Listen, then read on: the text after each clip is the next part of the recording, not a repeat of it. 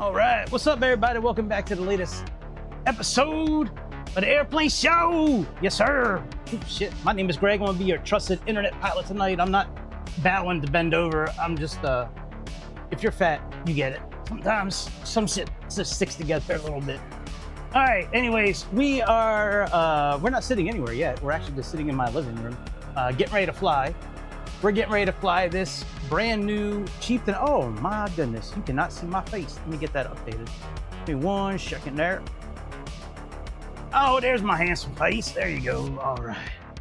I've always been told I'm handsome, but then when it's like, oh, you got a good body, I'm like, yeah. You're handsome. Anyways, all right. So I was talked into buying this airplane from one of our longtime viewers, our nephew.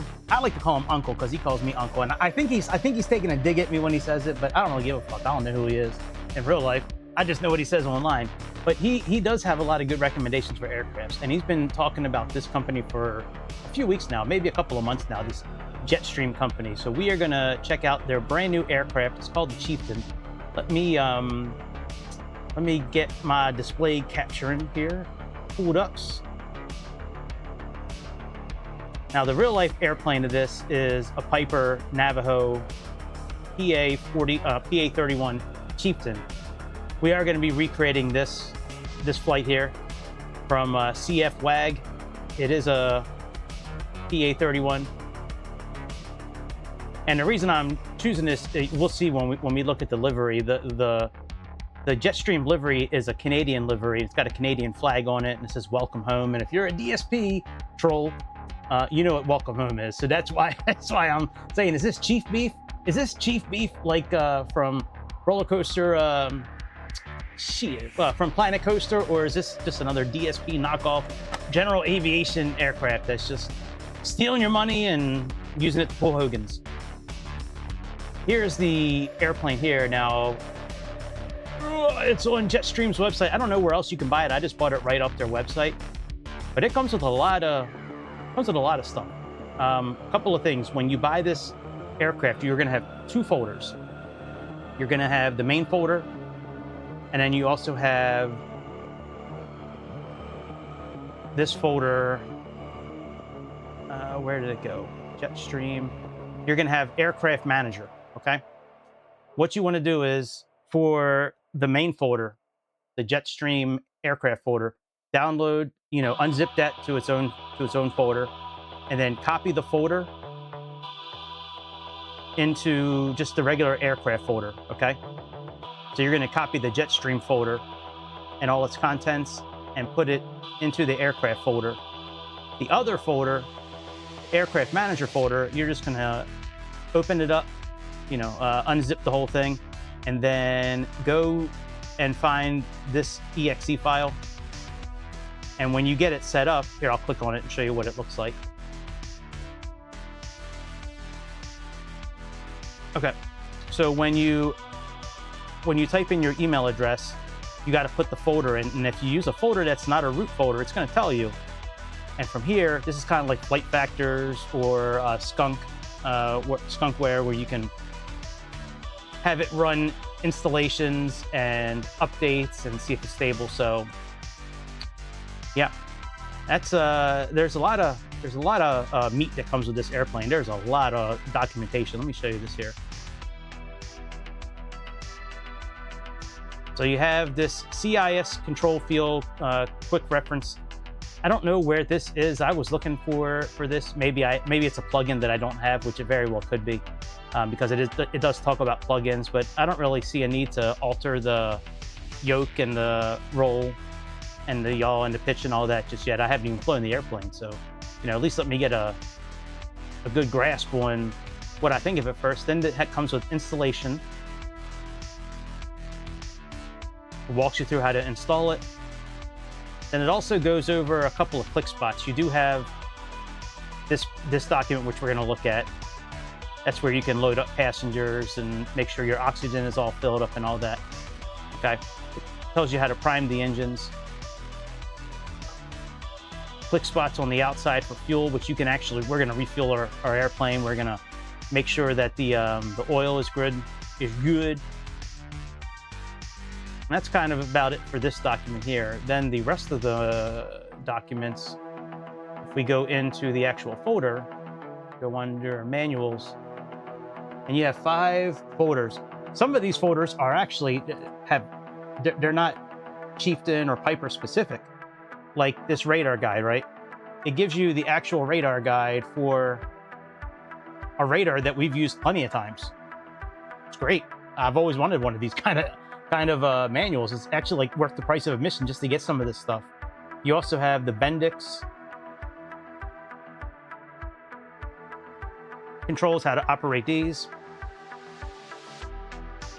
We also have the checklist, which I'm going to keep that up on my iPad tonight. We have the Nav DME Bendix system. You know, RMT, forget what the middle one is. Heading, I think, and then ground speed and track and all that. We also have a whole pilot's guide for CAP, KFC 200 flight control systems. So our horizon indicator, our HSI display, our autopilot system. It goes through all the intricacies of, I mean, this is some really cool documentation that comes with this thing. Then this is the piece de resistance, a 403-page document on the Chieftan pilot operating book. Now, I've saved a couple of pages. I've written them down. Page 131, that should be a page we're going to go to. 131. Yeah, for leaning procedures. Now, this airplane can go up to like 24,000 feet from what I understand. I don't think we're going to go up that high tonight. I think we're only going to like 7,000 feet. But yeah, that page, and then page 105, which should be the beginning of normal operations.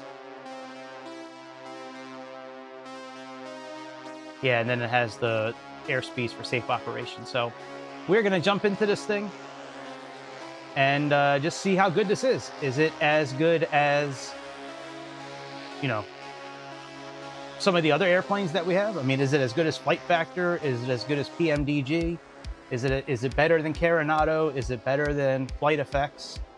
You know, I don't know. I've never flown Jetstream. Is it better than FlyJSim? That's really the test for me.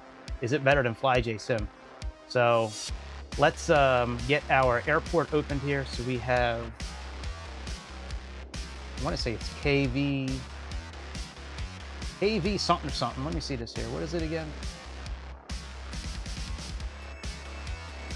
KV. Don't forget to hit like, subscribe, become a member, super chat, buy a t-shirt, do all that good shit. Help a brother out. It's the HBO show. Help a brother out show. All right, so we have Edmonton, Villanueva. Supposed to be taking off from runway 26. Don't really know where any of these, where this airplane would really fly from, but we'll just go down here to, we'll confirm that we do have it without the engines on. Now, it does come with quite a few liveries. Air Baltic, a lot of these you can see pictures of on their website. I think you can just click on the t-shirt and just buy it, dude. What's up, Scalebait? Yeah, I think you can just click on it and buy it. I don't really have much control over the pricing of them, but yeah, I think you just click on it. Go to the webpage. Get your no BS Flight Sim t-shirt. All right, we got to play the intro real quick. Since we intro in it, hang on, let me turn off Say Intentions, because we're not doing any of that stuff tonight. All right, let me play the intro real quick, and then we'll jump into this airplane and just see how good she is.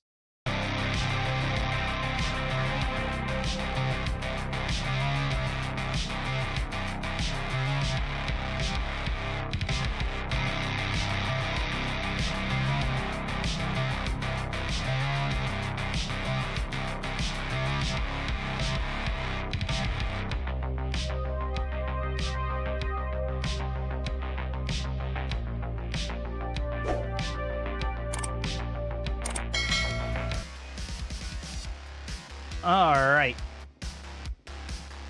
Now I am using my props setup, so I didn't set it specifically for this airplane. If you want to do that, by all means, help yourself. We're not going to worry about that.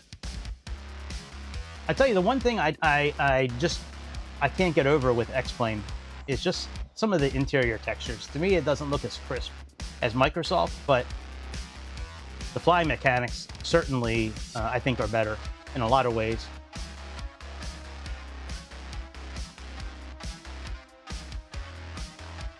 We're probably just going to be doing, the way I have this set up, we're just using old style navigation tonight. We're going to be flying to an NDB and then a total of 3 VOR stations, and then we should be landing.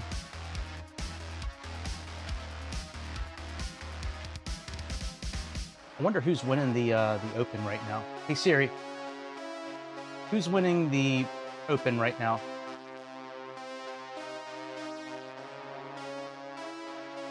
Ryan Fox won. Holy shit. That's crazy. DeChambeau. Wow. You can turn off Siri. Who's winning? Hey Siri, who's winning the World Cup right now? Hey Siri. God damn bitch. Alright, so here is the inside of our aircraft. There's a couple of documents down here we can look at. So we have our Avatab down here.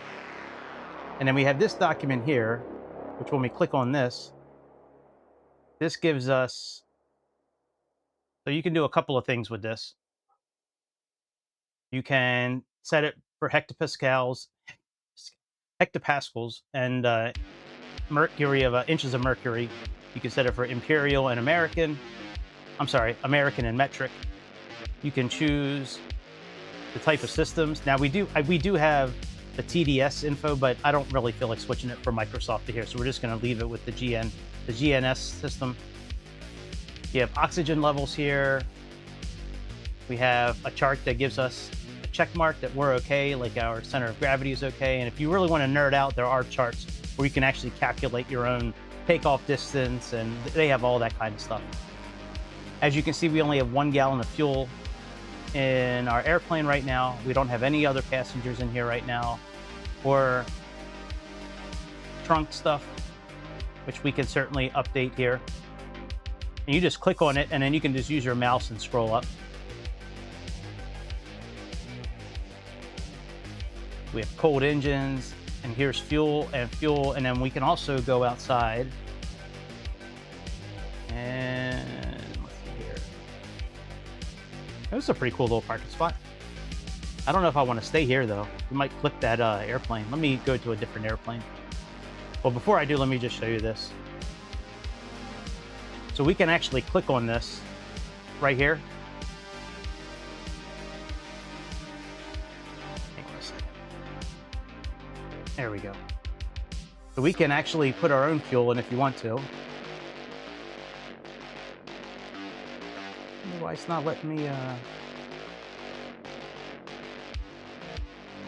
Oh, there we go. Okay. Oh, that's interesting. Then where is the click spot for the other one? Hang on a second.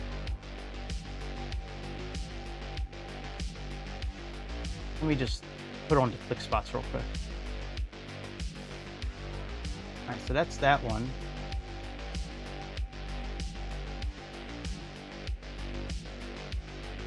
Here, there should be another one for, oh, there we go, okay. All right, yeah, and we can do it there, and then there's also a click spot down here for the oil.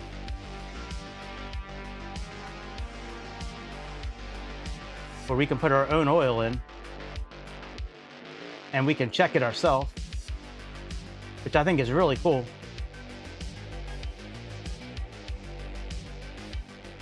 Not really sure.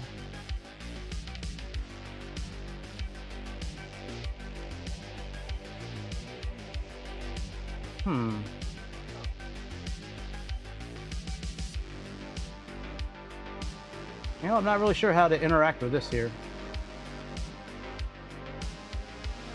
I thought we could just pour this in. All right, actually, let me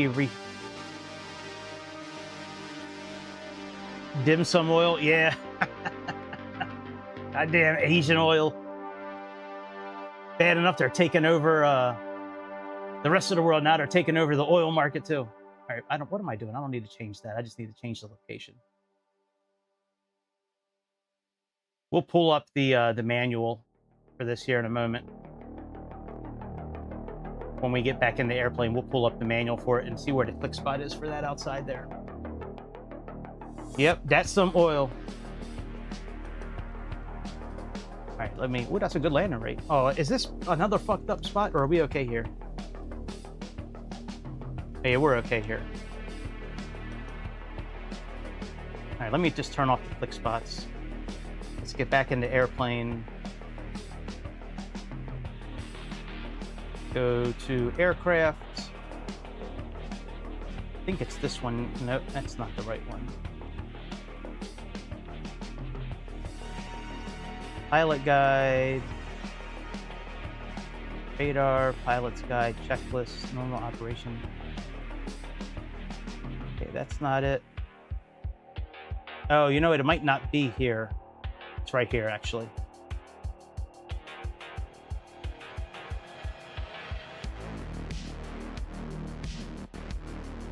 And what does it say here? It doesn't. Does it say we can actually fill it up? Engine oil quantity. Oh, okay. I got you. So we can just check it. We can't actually fill it up. All right. Well, that's okay. That's fine. Now I need to figure out how many gallons we have. How many gallons are in a pound? That I'm going to find out here in a minute. Let me just get the airport updated here. CZVL.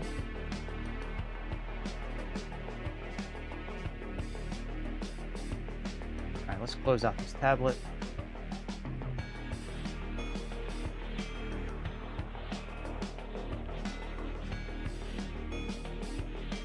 Hey Siri, how many gallons are in 1 pound? Gallons and pounds are not compatible.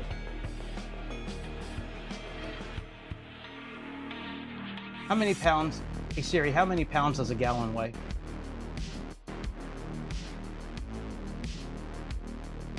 All right, well, she's no help. I wanted to come out here and fill up. Oh shit, we still have our oil. All right, let's close this up. All right, we'll just start doing the checklist. So pre-flight checklist, controls. All right, those are released. All right, magneto switches. Oh, hang on, you know what? Let me make sure I got the sound on for the airplane too. That's a good thing. All right, now it's on. We'll turn the music down a little bit.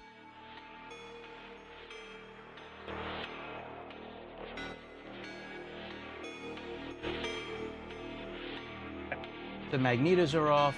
Let's see here. All electrical switches are off. Lights are off. Okay, fans off, seatbelts, okay. And flaps are up all the way. All right, very good. Let's turn on the master switch. These are down here. And we do have a couple of, there's a couple of circuits you can operate as well. I forget which ones they are. They're right around here somewhere.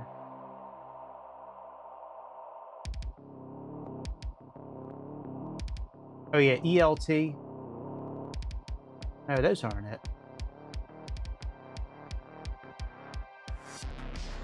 Oh yeah, fuel boost pump left and right. Okay, so we have fuel boost pump left and right you can operate, and then you can also operate these buttons here.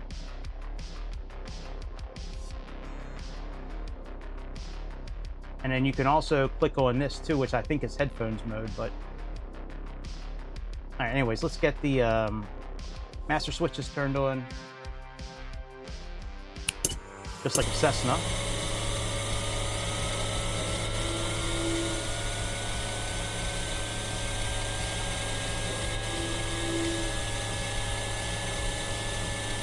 All right, we have 3 green lights. Fuel quantity, we're going to get that updated here in a moment. Cowl flaps.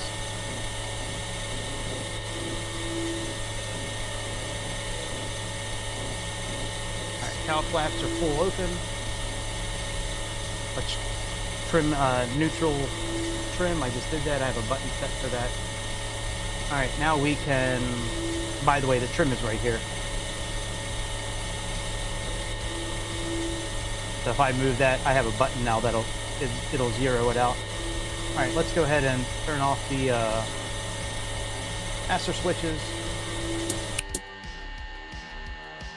All right, now we got to do a walk around.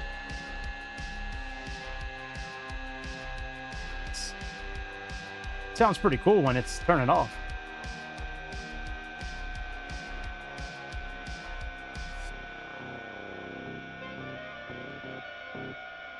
All right, so we should have 432 pounds of fuel.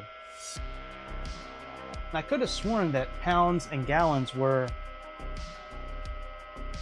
compatible, but I guess not. So what we're gonna have to do is, let's get our little chart out here. And we're just gonna have to go with how much this thing weighs. So let's do this here. We have 6 passengers.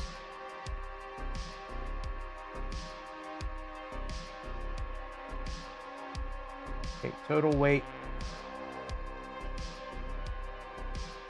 Does it have fuel? Okay, so total, oh, there's our fuel weight right here. Inboard and then outboard, okay. And let me just see how much a gallon weighs. So a gallon roughly weighs 6 pounds. All right, a gallon weighs 6 pounds. Okay. So let's go outside. Figure out how much fuel we're going to be doing here. I just want to do it this way the first time. I don't think I'm going to be doing it like filling it up this way every time, but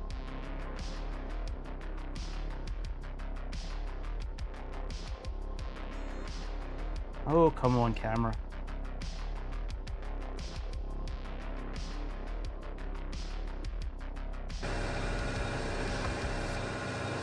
All right, let me see how much fuel it says we need. So we have a total of 532 for the poundage. So let's just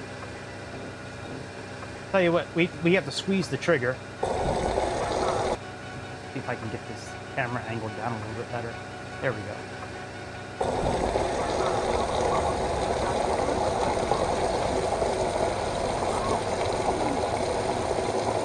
Oh, that's the outer tank. We shouldn't be doing this tank first.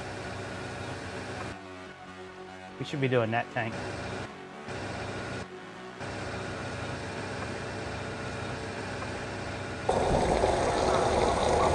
All right, so that's pretty cool. You can actually fill up your own fuel if you want.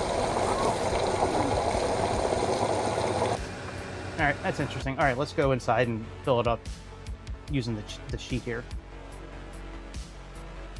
All right, so we have a total of 532 pounds of fuel. And we should be doing the inner ones first. Let's zero these out.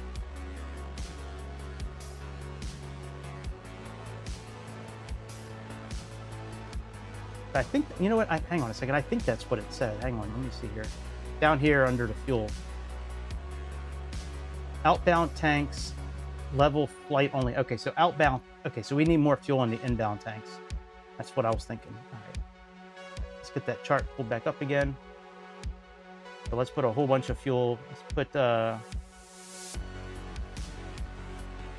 say here, let's do 25 gallons on each side.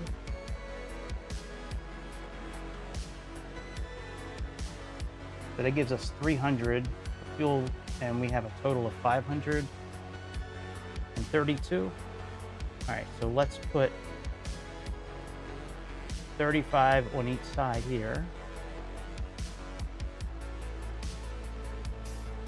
And let's put, say, 15 gallons of fuel on these inside ones. So we have 200, oh no, now we're at 100, we're at 600, so we're a little heavy. So let's take out some of the let's drop the inner tank, the outside tanks to 10 gallons.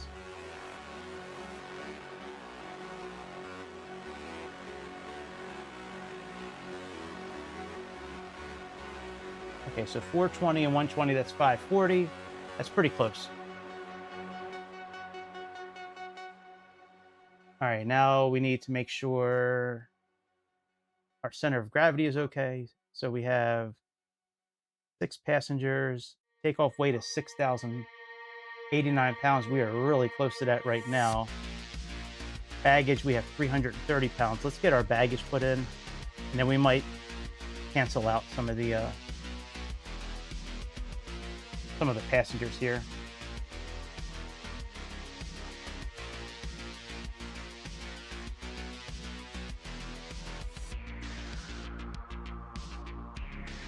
I like how it gives us the center of gravity and the takeoff and all that. All right, so that's pretty close. We're at 6,089.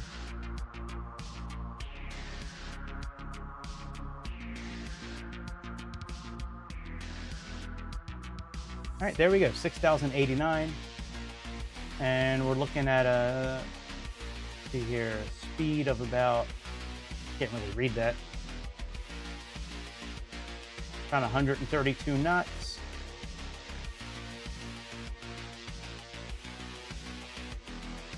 Pretty cool, man. All right, so that's all done now. Now let's go around the outside and take off everything on the outside that we need to take off. So let's take off the engine covers. Let's remove the chocks. Looks like the pitot covers are already removed. Yeah, the pitot covers are already removed. So I think that's just about everything that we need to.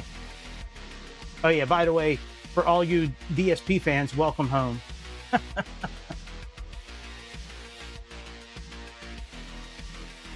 Are you asking if they have one on Orbix? Is that what you're asking, dude?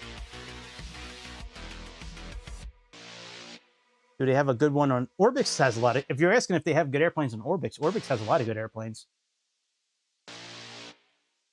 Absolutely. But I mean, good. Oh no, X-Plane. Oh, does X-Plane have good air? Good general. They're pretty good. I think the flying mechanics I think are better, like the responsiveness and the way they fly. But like the interiors, I think look better on Microsoft. Personal preference. But overall, I think they make really good general. There's some really good general aviation airplanes available. All right, let's see here. Before starting engines, all right, pre-flight is done. Passenger seating's done. Okay, parking brake. Let's make sure that is set.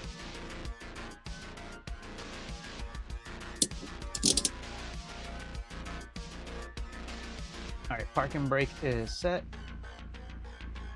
Controls are checked. Fuel selectors. Let's put those for inboard.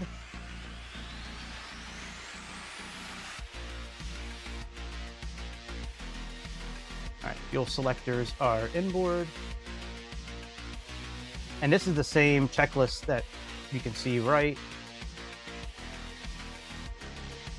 We go into their manuals. So here's right where I'm at here. Fuel selectors inboard, cross feed is off. Fuel firewall shutoffs are on.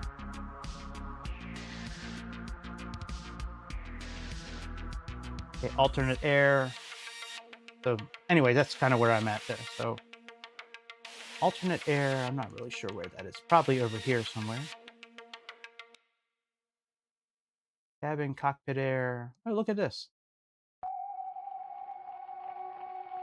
That's cool. Oh, there's my license key.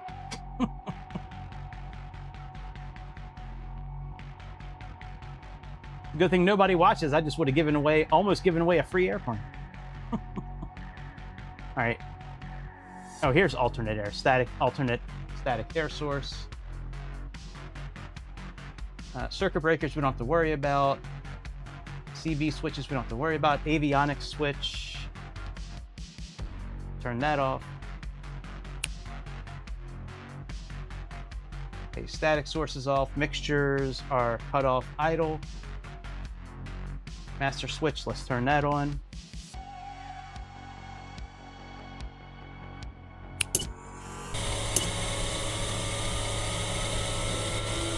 Okay, cowl flaps are open. Annunciator test panel.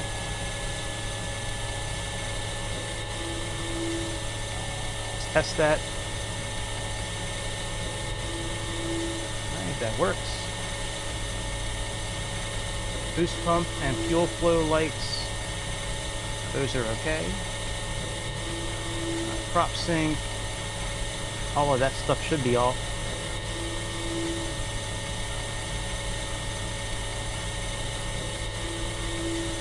Cowl flaps, flight director. Yep, all that stuff is off. I'm not sure where the prop sync button is. We'll have to look for that as we're flying around. Oh, unless it's up top here, actually. All right, let's put the seatbelt signs on. Pitot heat. Anti-collision lights. Let's put our position lights on. All right, engine start, normal start. Throttle, let's crack that about 1/4 of an inch.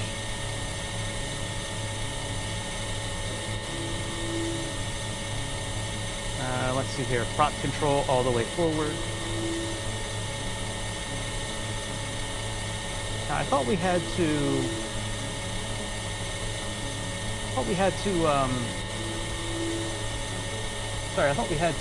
what's it called? Prime the engine. Let's see here. Okay, mag switch is on. Oh, okay, there we go. All right, mag switch is on.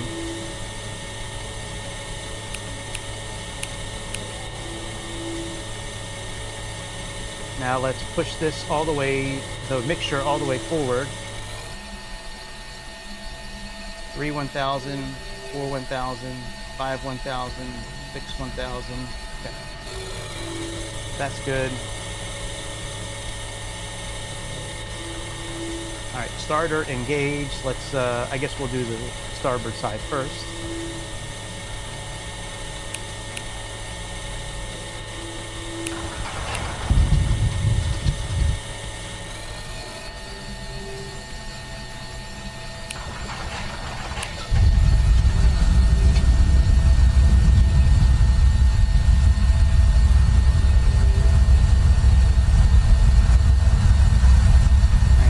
Lights out. All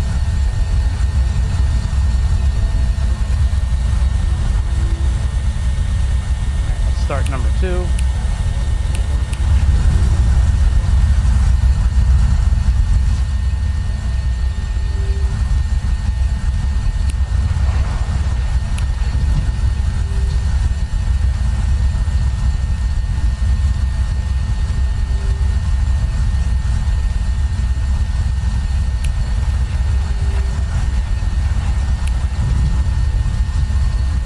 Might have flooded the engine. All right, yeah, it's flooded. We gotta wait a minute or two. All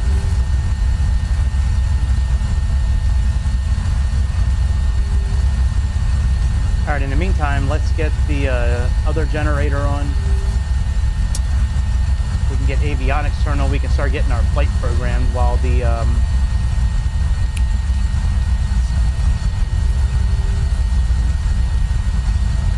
anti-flooding. You were having trimming? Well, do you have a button? Do you have a couple of buttons programmed for trimming? That's the first thing to check. Make sure you have buttons programmed.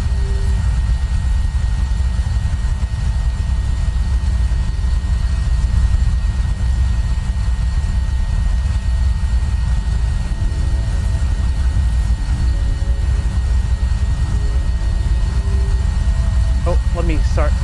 Shit. I might start this over again. We'll see. We'll see if I can get rid of the flooding here. I think it'll be okay.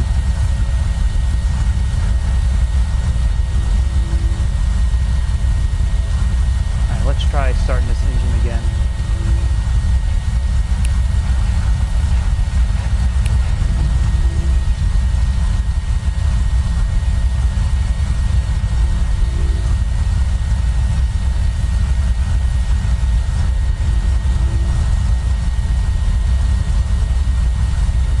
Alright, now I know there's a way to get rid of flooding. Let me see here.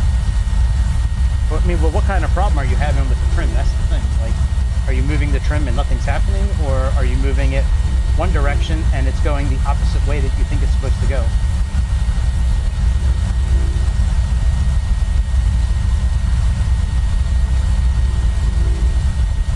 Alright, supplemental. Nope, that's not the right one. Let's see here. Pilot's guide. That's not the one there. A reference manual. Not that one. Not that manual.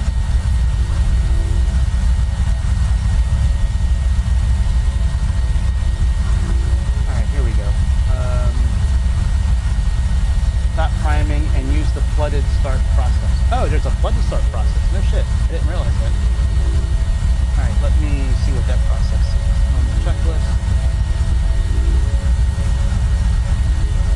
Okay, flooded start. Mixture, idle cutoff mag switches on, throttle full open. Oh, wow. Okay.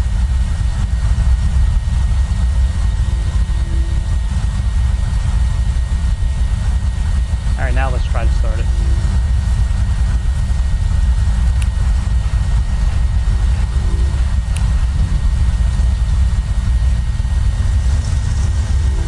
Alright, it's ready now, so let's try this again.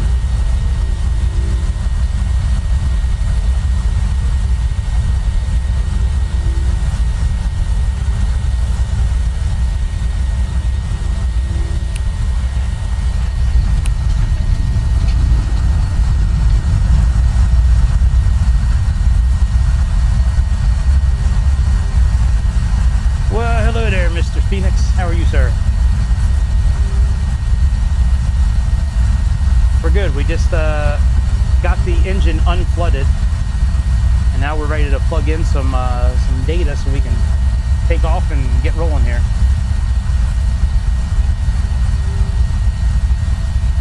How was your trip on the CRJ? Was it pretty good?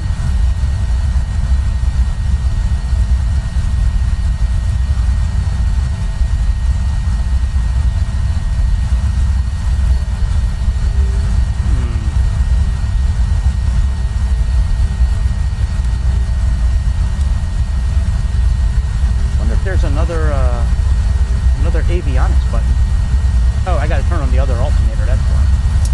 Maybe that's why none of the other, there we go. Yeah.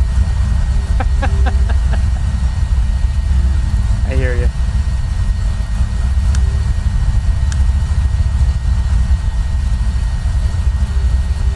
Yeah, the CRJ definitely is not, it didn't age as gracefully as some of the other airplanes in the fleets, that's for sure. Yeah, that was funny, dude. That was actually pretty funny that there was no window seat.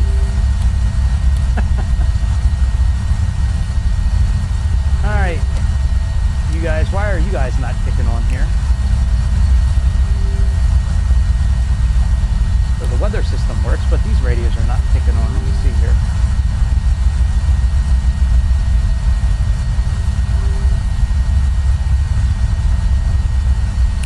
Circulation fan.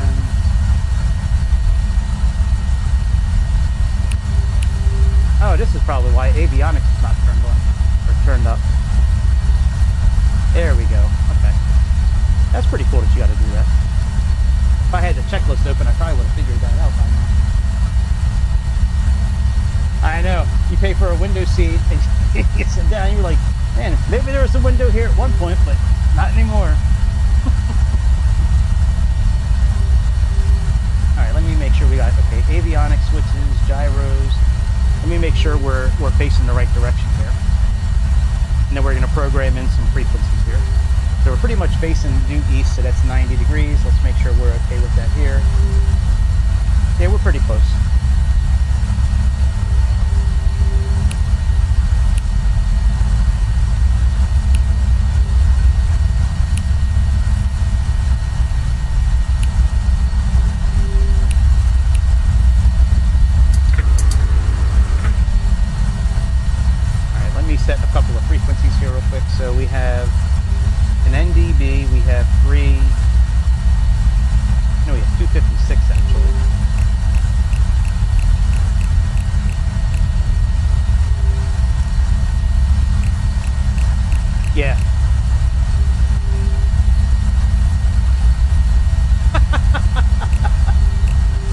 funny, man. I hope your brother shared some of those snacks.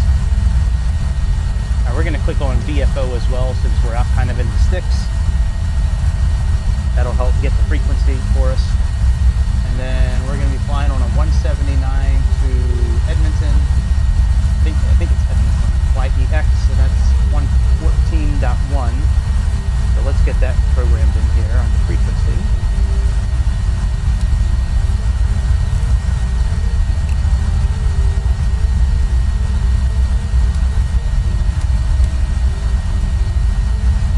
That's nice. At least he gave you half his candy. That's a good brother.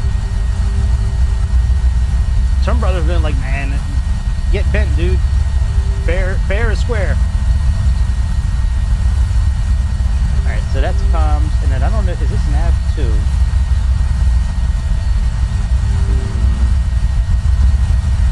Yeah, this has to be nav 2 here.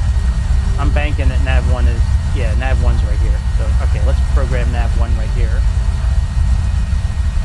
We have 114.1. And then the frequency right after that is going to be 117.6. So let's get that set up here, 117.6.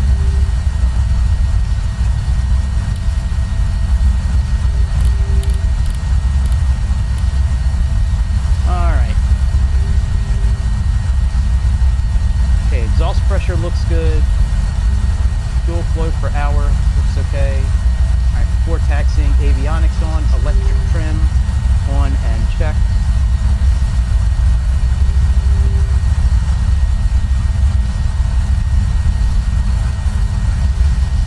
Okay, trim is on and checked. Autopilot is okay, that's off. Radios are on. Fuel valves all positioned, okay. And then we can turn off our parking brakes. So let's go ahead and put on our taxi light. We'll just do beacon for now.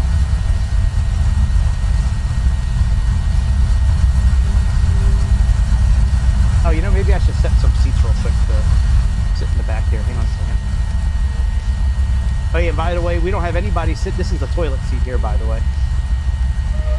We have our own toilet. That's kind of a weird place for a toilet, to be honest. Like, and there's like no door to close. I mean, you got blinds you can close, but who gives a fuck when you're 8,000 feet in the air? Maybe we'll program this as one of our seats.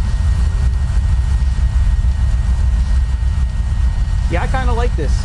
Luis talked me into buying this airplane. He's been trying to get me to buy one of these Jetstream ones for a while, so this is the new one that just came out. So far it's pretty cool. I'm looking forward to seeing how it sounds in the air, and so far it sounds really nice. All right, everything looks okay. Oh, look at this, we can arm altitude. Okay, so what's our altitude supposed to be?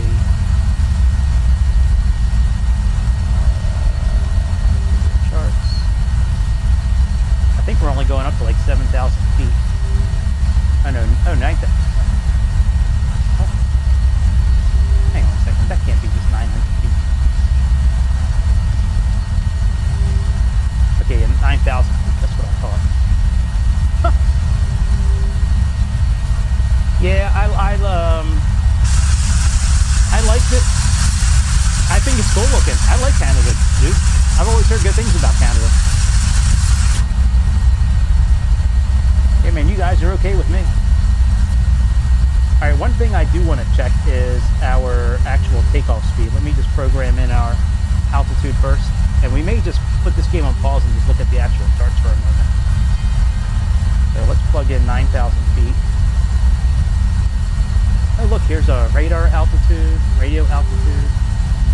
There's our ADF indicator. HSI display, we have our turn slip coordinator. And then airspeed indicator, through airspeed. I don't think we can mess with the temperature here, can we? Oh yeah, we sure can. Oh shit, look at that. We can actually operate this and get a true airspeed. That's pretty cool. let me, you know, it might have the takeoff here. Let me see what speeds. Let me see here. It might have it on this chart here. How do you make this thing so small?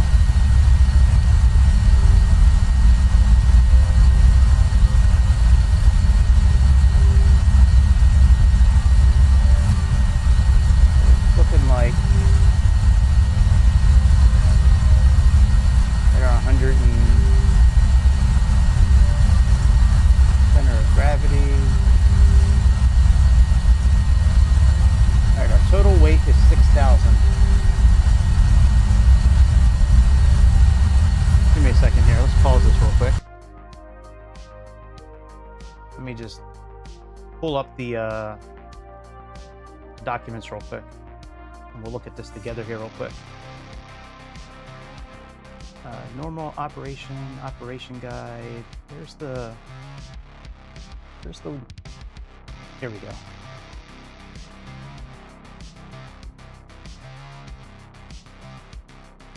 Hey man, you guys better leave Mr. T alone, man. He was a cultural hero for many years. Nobody fuck with Mr. T. I don't know if that jewelry was real or fake, but it looked pretty cool when I was a little kid growing up. All right, let me put on display capture real quick, and let's take a look at this chart here. All right, so here's the operations manual. All right, weight and balance, performance. Let's see if it's under here. I don't remember if it's in this. Yeah, it should be here. So we're about 6,000 pounds. So here's where we can calibrate the airspeed. That chart there.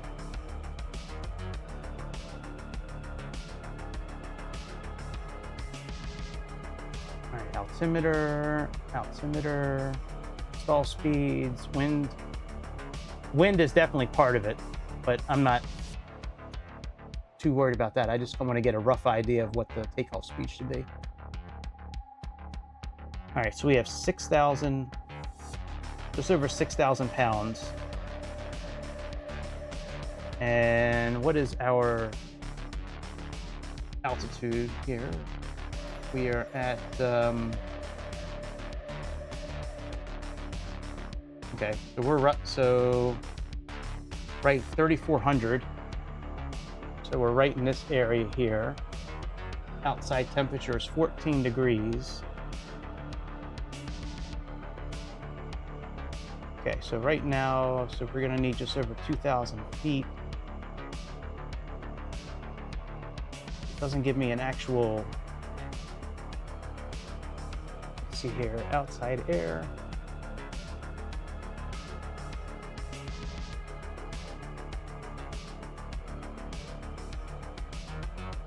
I don't see an actual speed. Single engine climb. All right, fuck it. I'll figure it out. All right, let's taxi to the runway and take off. Oh, turn off the wrong thing. All right, let's just make sure we know where we're going. Hang on, what is the pressure here, by the way? I think it's 30.08. 30.08 and airport. Oh, we're facing the right way. We just need to keep on going straight. Okay.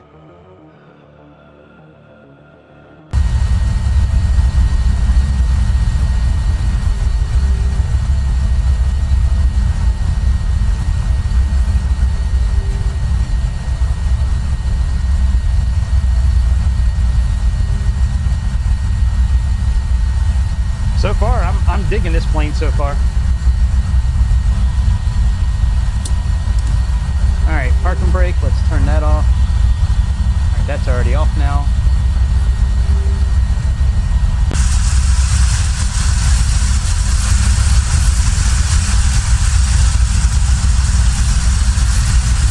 Hey, look, there's a train all the way out there.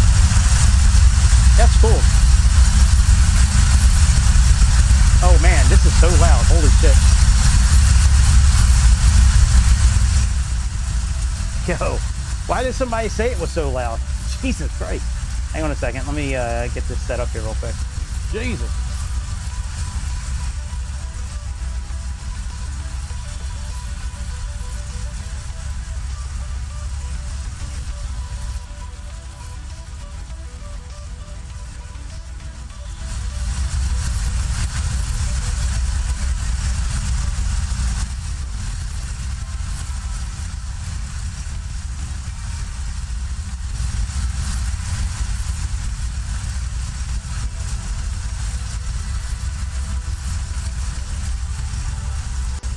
Hang on, let me just try something out with the sound real quick. Give me a second.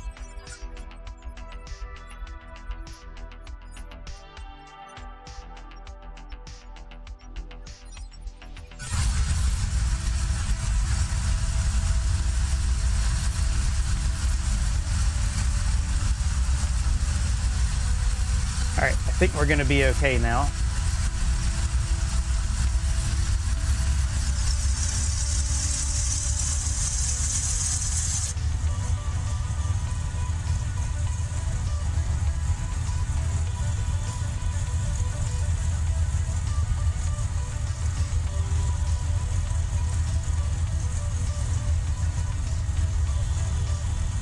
All right, hopefully the sound is not going to be too bad.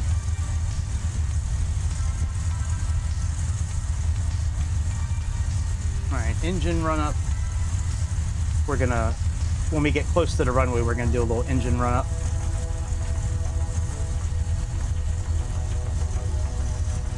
A little Carenado there, that little Piper PC-12. All right, let's put our flaps down one notch.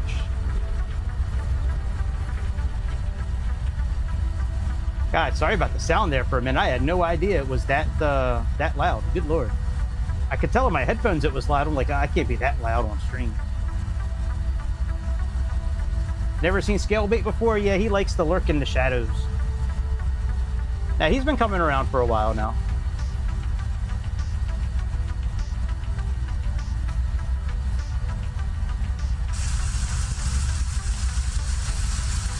I'm gonna have to get on Microsoft Copilot here before I fly this airplane again and see what it recommends me using my my filter score, all the Reaper filters that I have.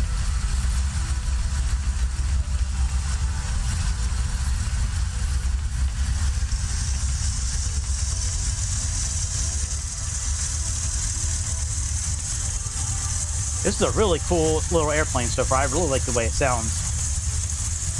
I'll tell you, that's one thing this simulator has over Microsoft. Excuse me, it's how good these airplanes sound. These airplanes usually sound so much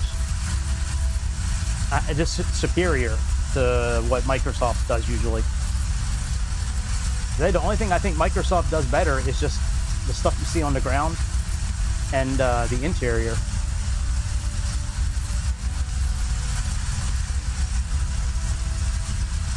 Navajo, that's right.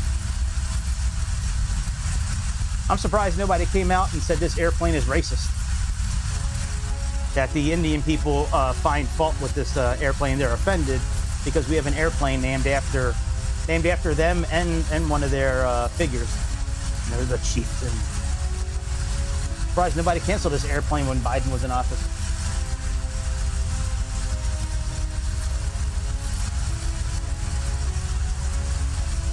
Okay, so for the engine run up,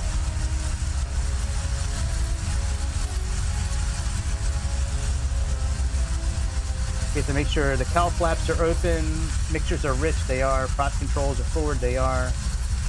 We need to move the throttles to 1500 RPMs. And then prop controls max, drop 500 RPM, feather check. Make sure the gyro pressure is between 4 to 6 inches.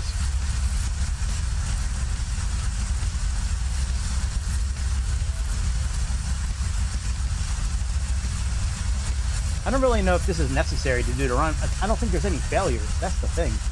Like, if there's no failures, why do it? I mean, I understand it's to practice. You know, don't get me wrong. I understand, like, the reason is so you can practice doing it. But if you're not going to be rewarded for doing it, what's the sense of doing it?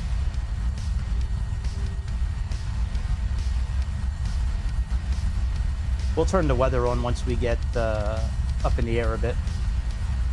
We don't need that on right now.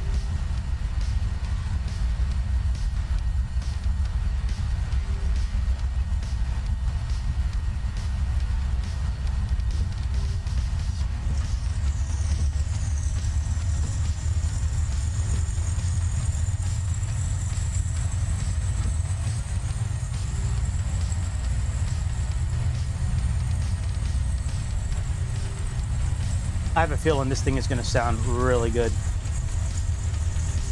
Yeah, I think it is a drug smuggling plane. Maybe that's why Luis wanted me to buy it.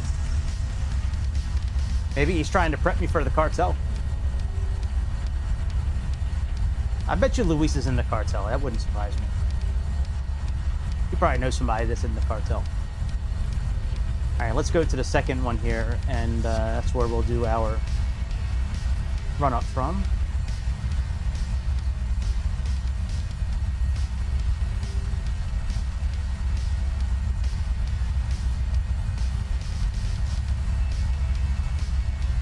All right, let's pause right here for a moment. Put the parking brake on.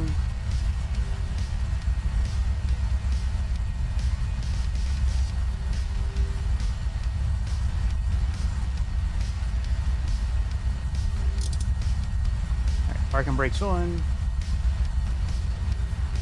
All right, so let's see here. Engine run up, prop controls. All right, throttles, we need to go up to 1500 RPM, so let's do that.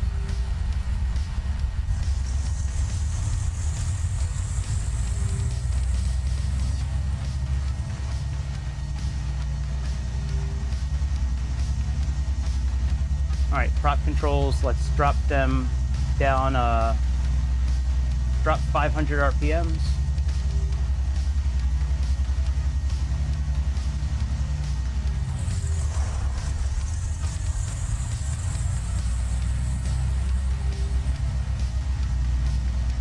Where was the gyro sensor at? Oh, there it is over there. Let's make sure. No, that's oxygen. Where's the gyro pressure? Oh, hang on a second. Is that up here? The, oh yeah, there's the inches of mercury. Okay. Or, yeah, inches of mercury. Let's try that again. Okay.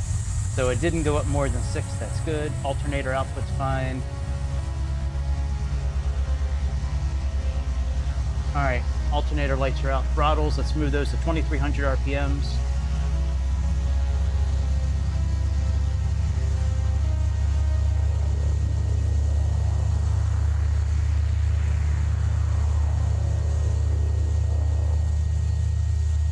All right, now let's drop the mags off.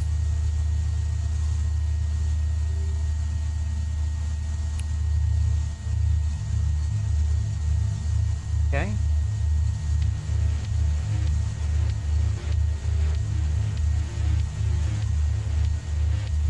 Can't really see the, maybe this will be it.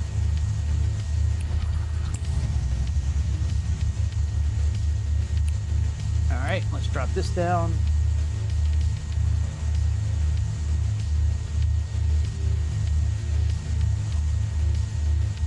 All right, and let's move this one back.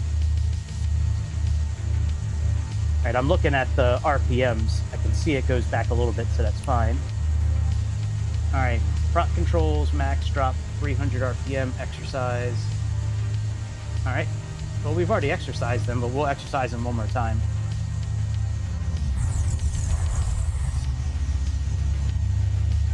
All right, throttles, let's set those to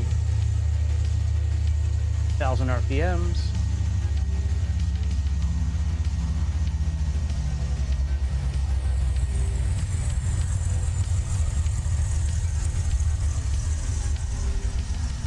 All right, okay, fuel quantity is good, mixtures and props are forward, fuel selectors are on inboard. Let's get the rest of our lights turned on here. landing lights, beacon and strobes. Put on pitot heat. Windshield heat, we'll put that on too, just in case. Radar, transponder's okay. Emergency fuel pumps, those are on. Right there. Prop sync is released. Okay, normal takeoff. Prop speed 2,500, 75 RPMs, and 43 inches of pressure. Rotate at 85. And then after that, we have climb, lean to 30 gallons of fuel per hour. Okay. All right, let's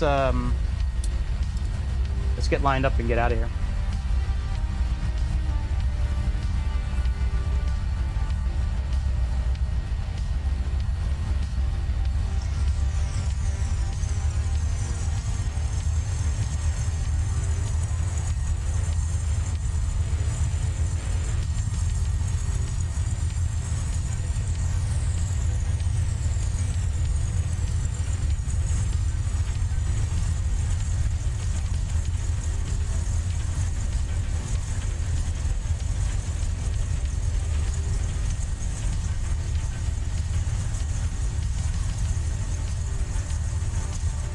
You know what, since we're testing this out, I tell you what, let me see one thing real quick.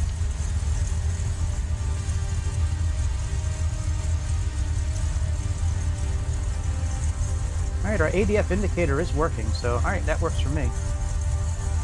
All right, now real quick, we have flight director.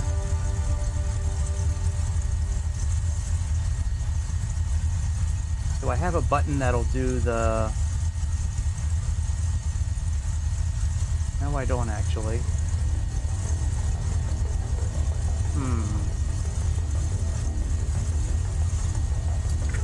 I tell you what, let me program something real quick. Give me a second here.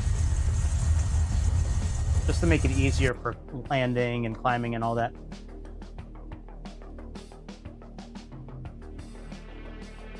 What's this called here? Come on, give me a name, bitch.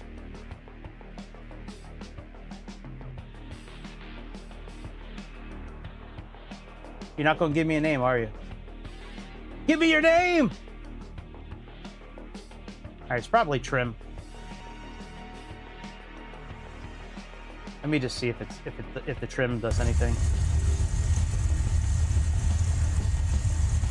Nah, that's not what I'm looking for. Hang on.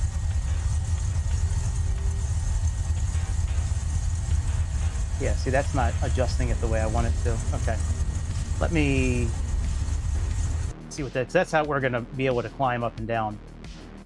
All right, let me turn these off since that was no help. Let me go into settings real quick.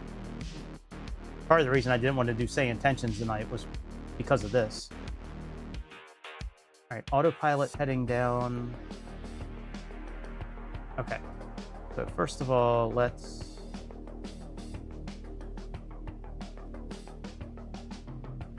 get this set to heading.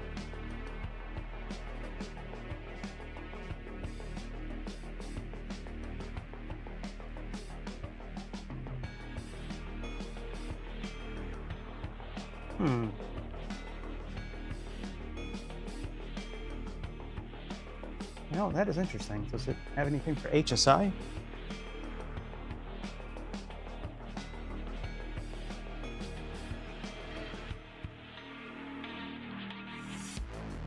HSI. All right, that's not doing what I wanted to do. All right, let's check out these last two buttons. Oh, I do have pitch set. Let me see if that'll work.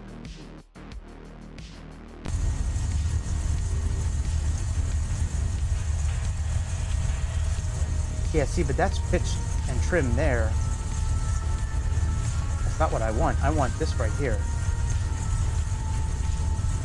Let me look at one last thing. Let me just make sure I didn't miss any options here. I don't think I did.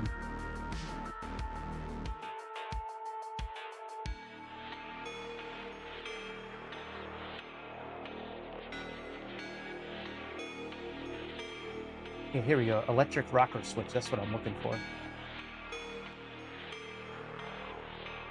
Okay, that's down. Let's try electric rocker switch up.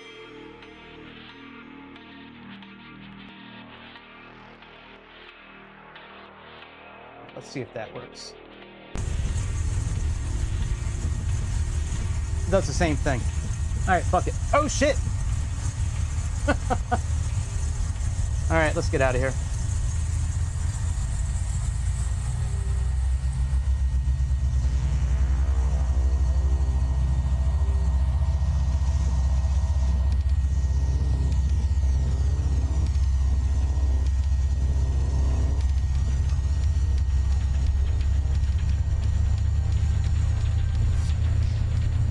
Take off power set.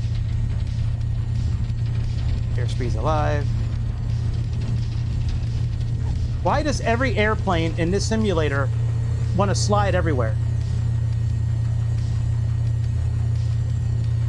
And I'm pushing down on the yoke too. It's not like I don't have weight on the wheels. All right, landing gear up. That's one thing I would love them to change that about this simulator. Why does that shit happen? And it's only general aircraft. It's not like it's every airplane. All right, after we make our turn. Well, not after we make our turn. Let's see here. So once we are clear of obstacles.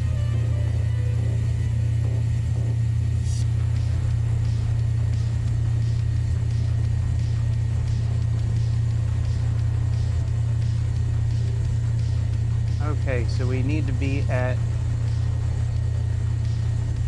Okay, EGT needs to be brought back a little bit. 2,400 RPMs.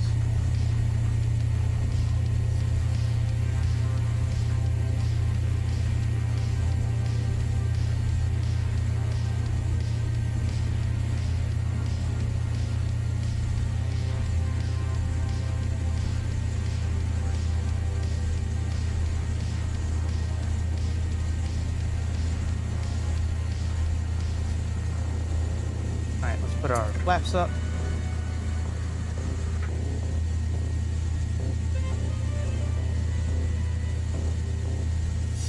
Raise our trim a little bit.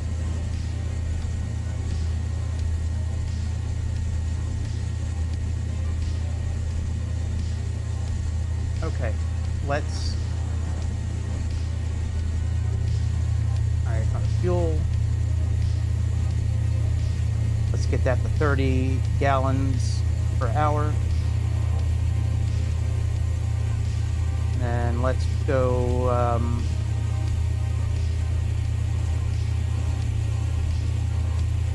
yeah, I was trying to get this heading bug to control with my controls here. All right, let's go into heading mode.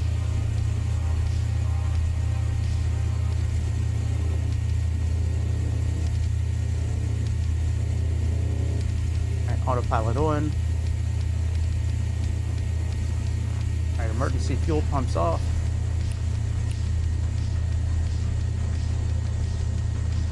Air conditioner we can set if we need to.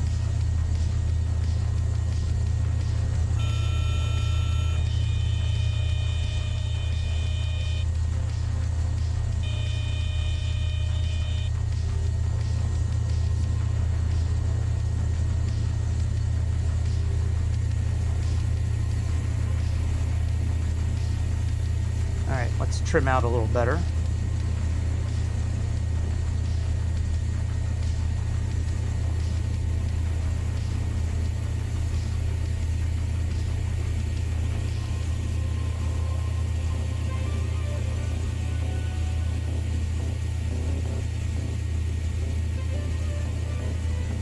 I didn't pay attention to our vertical feet per minute. I was just looking at the next steps.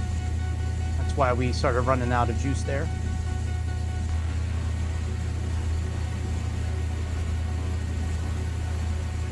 All right, that should be okay now. Let's go back into autopilot on.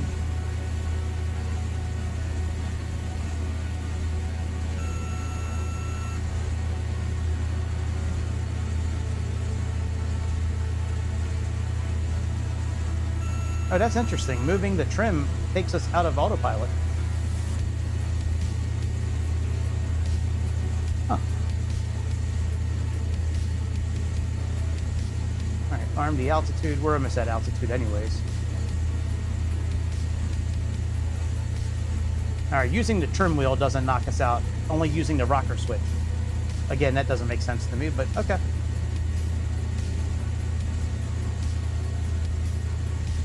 All right, let's get turned towards the east. All right, our pressure, our exhaust is well underneath what it should be.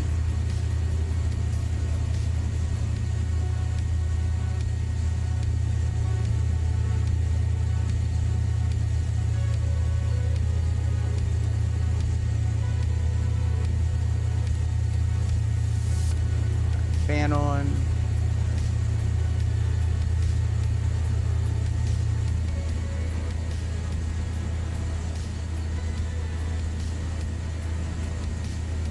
We are almost at 9,000 feet. Let me just check one last time that I don't have a thing for heading, because that really, I really want to be able to use these for heading, but might not be able to.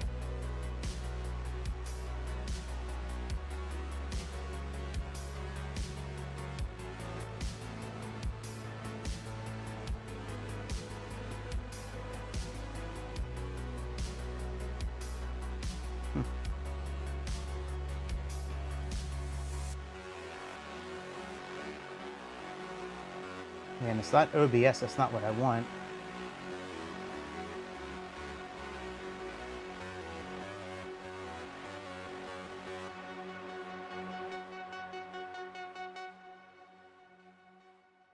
Yeah, none of these are what I want. Oh, no. Hang on, maybe it is HSI. Hang on. Let's try that real quick.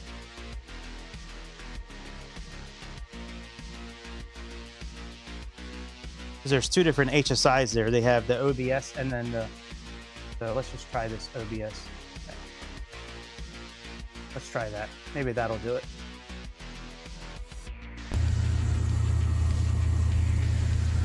Nope, that does the needle.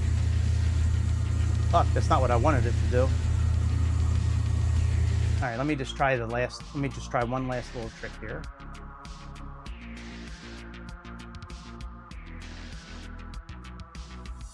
All right, so that's for the radio. Give me a second, let me go back and just put on the click spot real quick and see if it'll tell me what it is.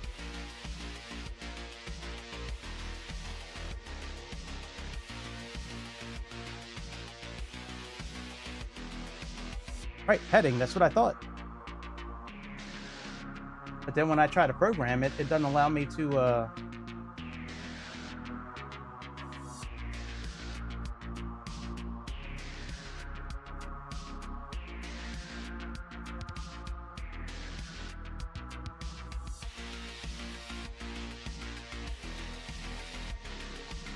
Yep, oh well.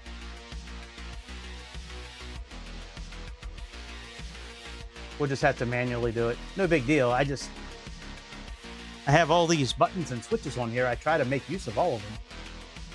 And usually I can. I just, for some reason with this airplane, it won't let me do it.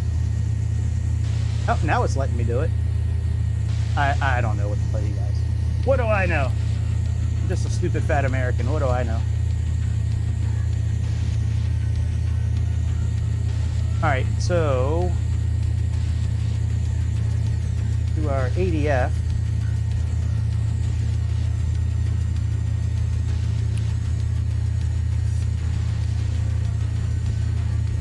We are almost at 9,000 feet.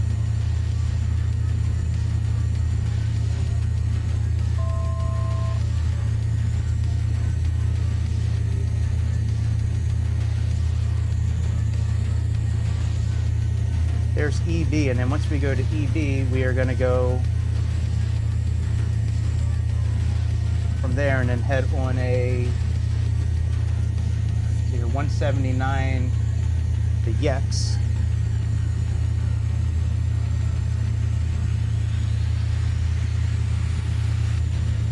That's 160. That's about 169. We'll put on nav 1 on the radio there, so we can. We're still around 30 pounds of fuel per hour, so that's good.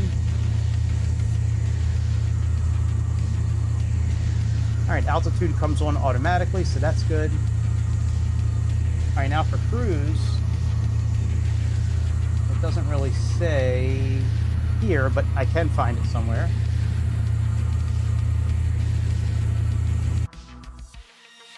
Let's go to aircraft, operation, normal, checklist, pilot's guide, Chieftan, pilot's guide. I forget which one. It's this one right here. And page 10. Oh wow, this is gonna take forever here. All right, fuck this. This is gonna take too long. Let me pull it up.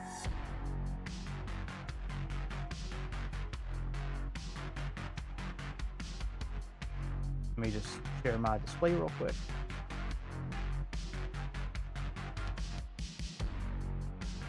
And we go to pilot's guide. Where is it at again? Right here.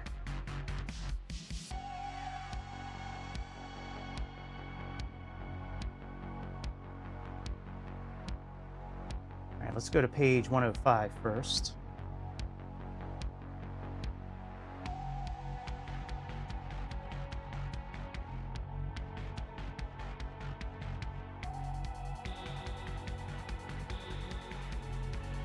Okay, mixtures.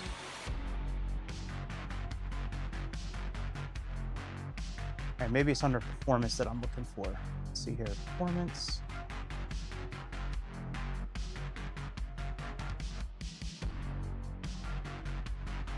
Okay, cruise conditions. 200, so around 23 RPMs.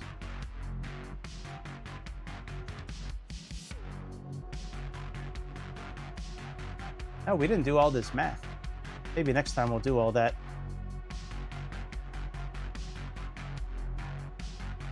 I'm just trying to see what.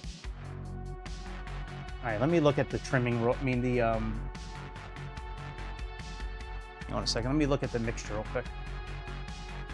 We'll look at it together real quick. All right, leaning process. So we need to lean the mixture until EGT has stabilized at peak. That makes sense. Enrich the mixture at 100, and well, I don't know if we're going to be able to see the 125 degrees. Okay, best economy. Lean mixture slowly until it's peaked. Do not exceed 1650. All right, I am just not sure what our actual manifold pressure should be. Let me see if it'll show us in this. Let me just look at performance real quick. Got to be under those graphs somewhere.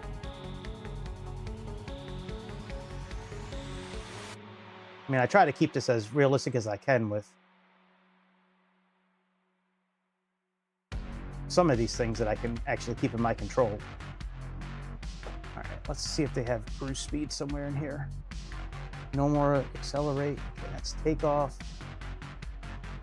Short field, multi-engine, single engine, service ceiling, time and fuel, distance to climb, true airspeed and pressure altitude, no. True airspeed, pressure altitude, no. Okay, here we go, cruise speed. So, and what page is this on? This is on page 167.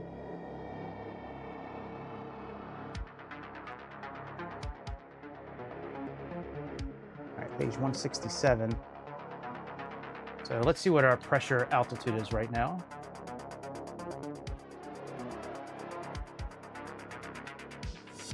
Pressure altitude is almost 9,000 feet. So we'll say here, outside air temperature right now.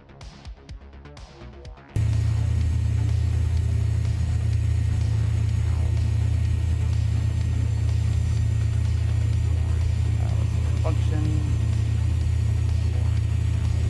Oh, we can't, there's no function. What?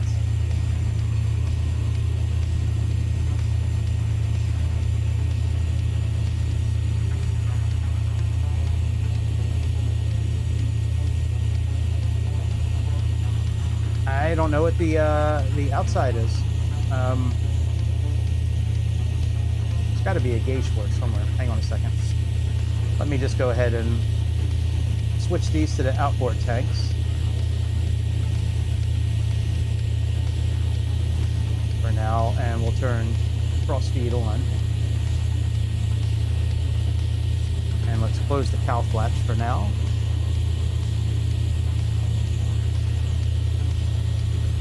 All right, let's move our prop back a little bit.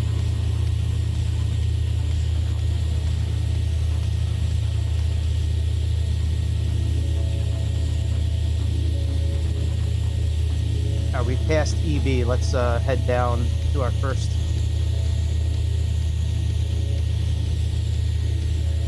That's 114.1.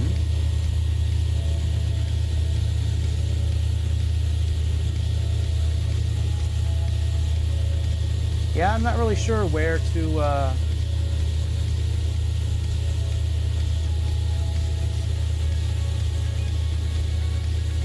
right, we can keep our mixture right there. I don't know really what our cruise settings are as far as like what power setting.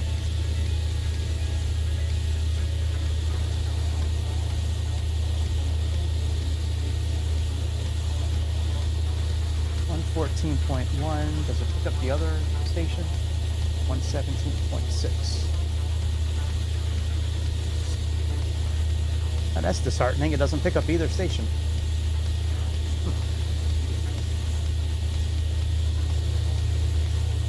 Well, we are 20 miles away from it.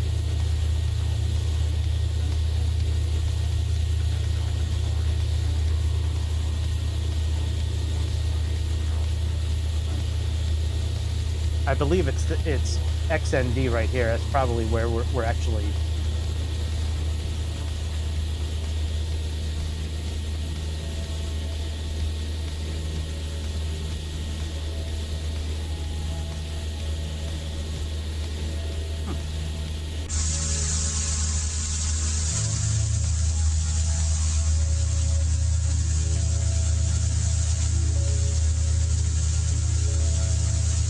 Yeah, I'm guessing. I don't know what I don't know what the temperature is outside.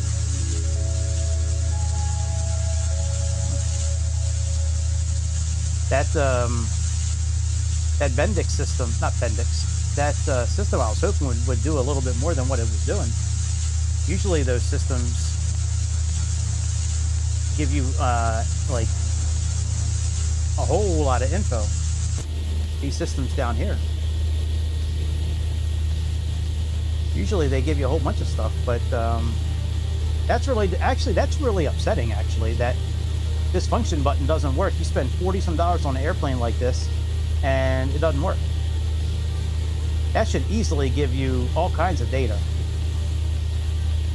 No, that's one thing about Microsoft that is better.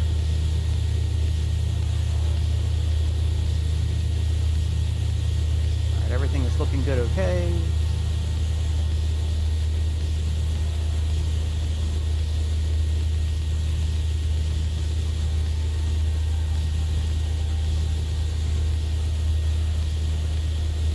Map.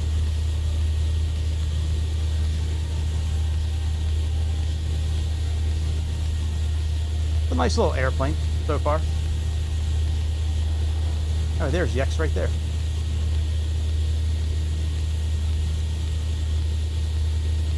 Not picking us up on the needle here.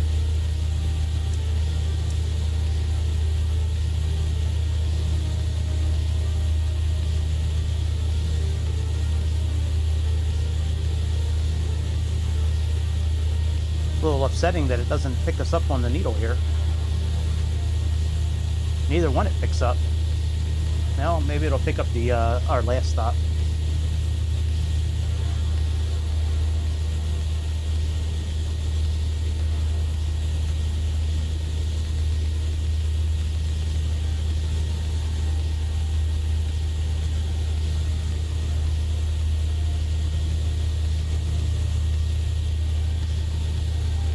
It's a nice airplane. It flies really nice.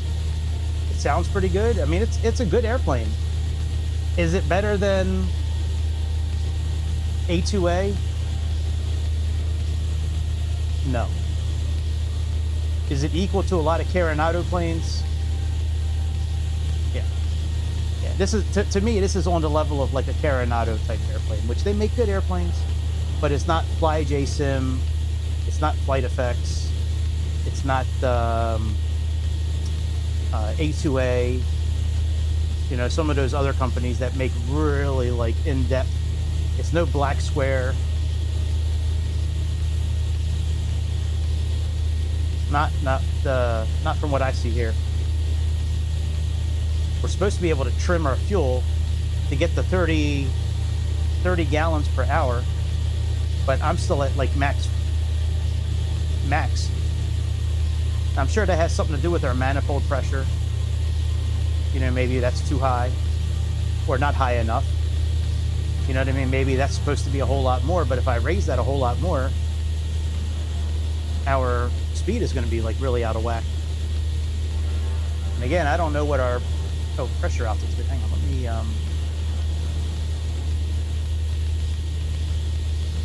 but then again, I don't know what our temperature is. That's the thing. There's got to be an outside temperature somewhere around here.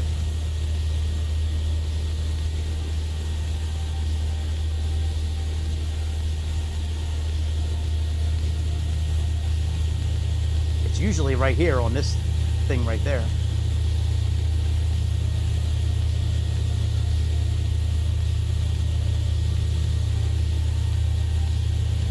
That's gyro pressure. Oil PSI, cylinder temperature, oil temperature.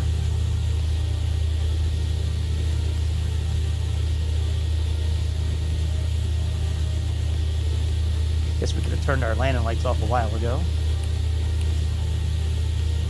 Turn off our windshield heat as well.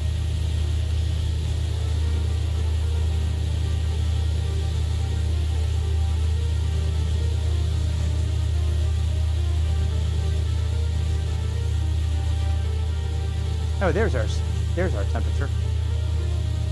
So outside air temperature is about 0.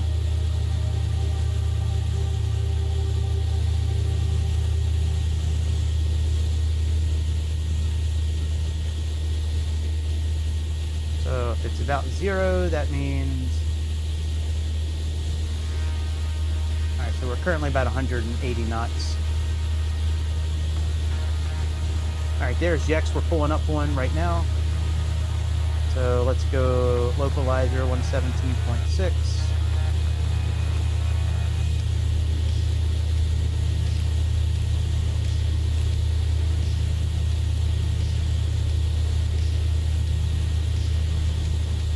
Still don't have a an HSI that's working, a OBS indicator that's working. It's not picking these frequencies up. That's okay. It picks up Rocky Mountain, that's good. That's where we're going to. It is, I mean, it's a nice little airplane. For X-Plane, it's nice. I just, the one thing I like about X-Plane a lot is that it always works. It sounds good, it always works. The systems are, you know, like, they got really cool systems where, like, the screens pop up and all that, like here. You know what I mean? Like, you don't have that on Microsoft. All right, we need to turn on a 219 now.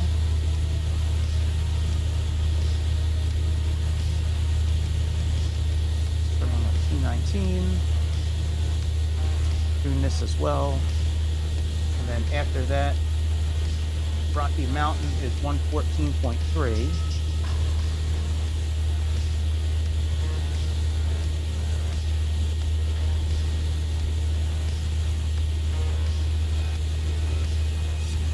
program that on number 2. See, that one's now working. And this one we're going to be flying on 219. So let's get that programmed. That's nice, you can just click and hold it.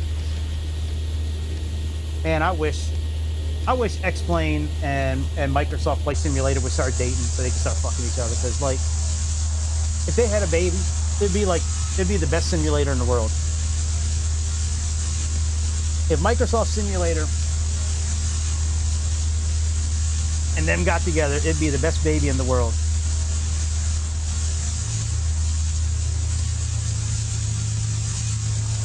Well, this engine doesn't sound too good, does it? Let me try to fix that.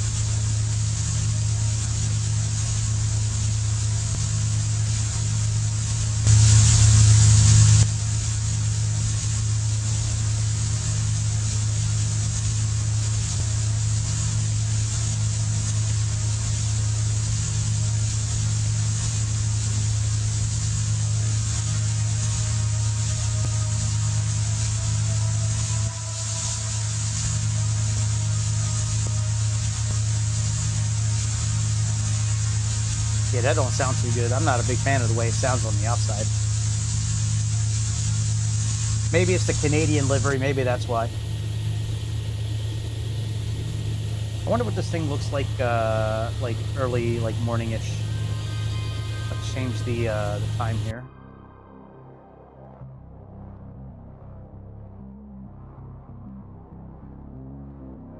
Let's see.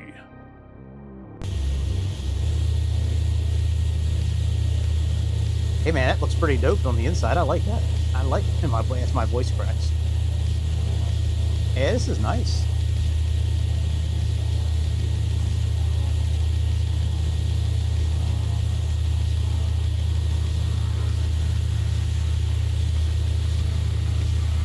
Very nice. I wonder what it looks like on the outside.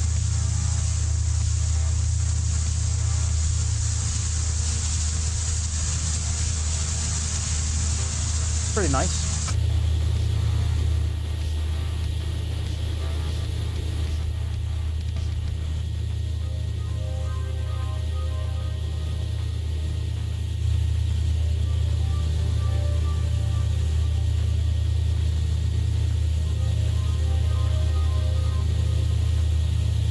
All right, let's switch our HSI over to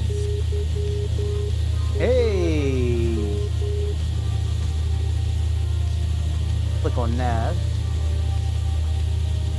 Alright, coupled. Alright, we can turn off. Wow, why does it make such harsh turns? Let's turn on, do we have bank? No, there's no bank switch.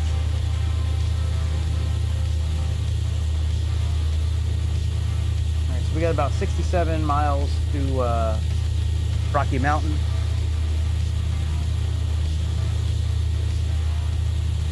They don't really have any precision approaches or anything. It's mainly visual.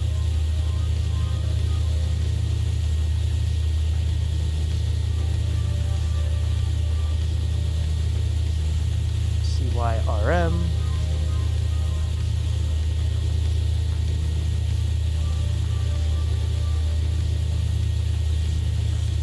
If you look, there's only one on each side, so they don't really give you, you know, there's not really a whole lot there as far as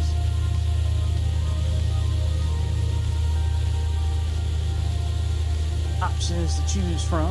All right, we have 114.3.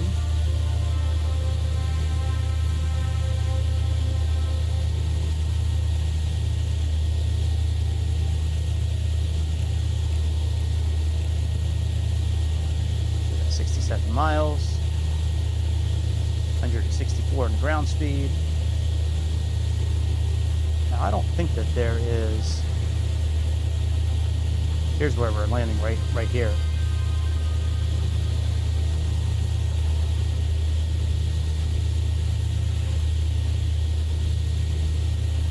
Yeah, I don't think they have any kind of NVV or any kind of localizer or anything. Power is 1. Oh, I like how they put the frequency there. That's cool.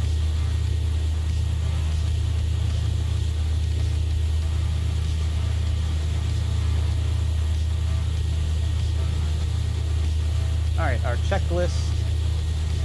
Okay, descent mixtures, minimum 1,350 on the exhaust, so we are well below that. Power as required, oxygen below 10,000 feet off. Heato and windshield heat as required. Okay, before landing, fuel pumps back on, air conditioner off. Prop controls 2,400 RPMs. Gear down below 153 knots indicated airspeed.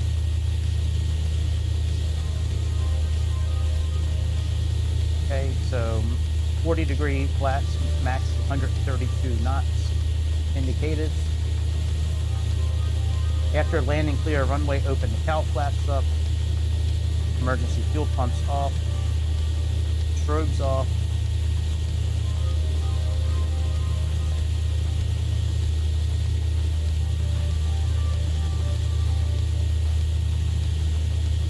Do we have a decision height? Let's see here, decision height.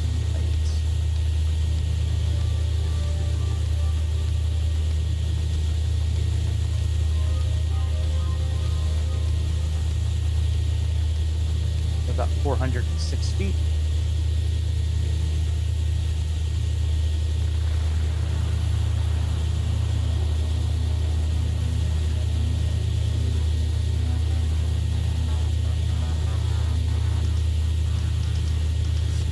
All right, so there's roughly our decision height.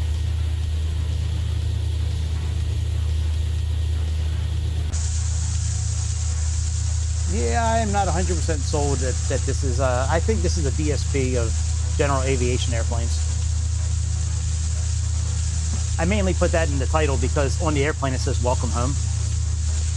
And if you are a DSP troll, you know exactly what I'm referring to. Welcome home. I think I have that font in the thumbnail maker I use, Pixay Pro, I think is the one I use. That one looks just like either apple pie or Handley, which is kind of interesting if I'm talking about DSP and I say Handley. What's up, Darren? We're flying some maple leafs around tonight. Flying some maple leafs around. I wasn't going to do this flight tonight, but I wound up buying this airplane, and I don't know if I'm really excited about the fact that I bought it. It's decent.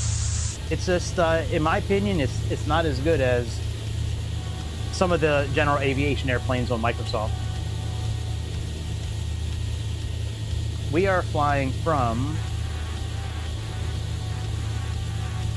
Villanueva Airport, Edmonton, Canada, to Rocky Mountain House in Rocky Mountain House, Canada. We're recreating a real flight from real life.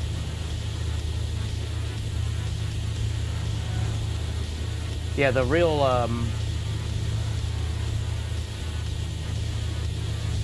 tail number, I don't remember what it is. I don't have it in front of me anymore, but it's a real flight. But yeah, I just wanted to do a short little flight just to try out the airplane. And it's not a bad little airplane. It really isn't. I was expecting really big things because Luis was talking about this airplane a lot. And I was really expecting it to be like really good, like A2A or PMDG, but for general aviation, it's okay. There's some things about it that I don't like. Mainly, the thing I don't like about it, one of the main things is the sound on the outside.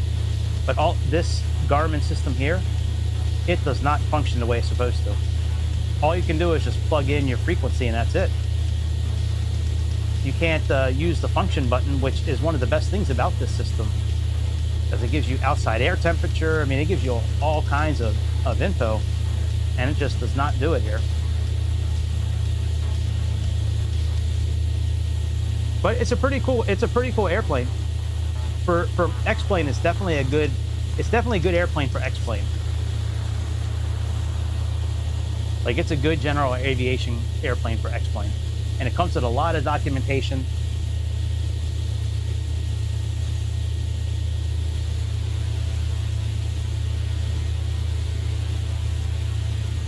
We're going to be landing here pretty soon.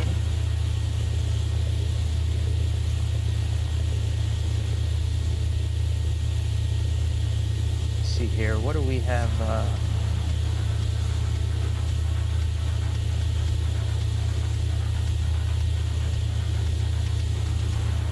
runway 31.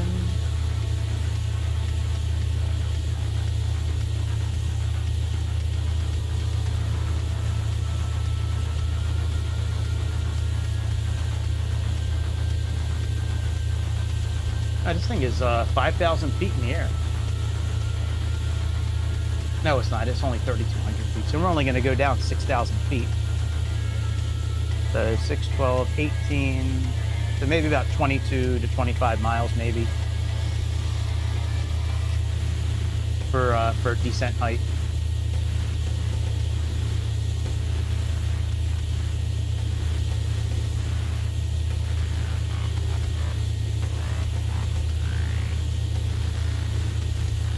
I don't really know if we're going to be able to find out what the actual pressure is here. Yeah, that's what I thought.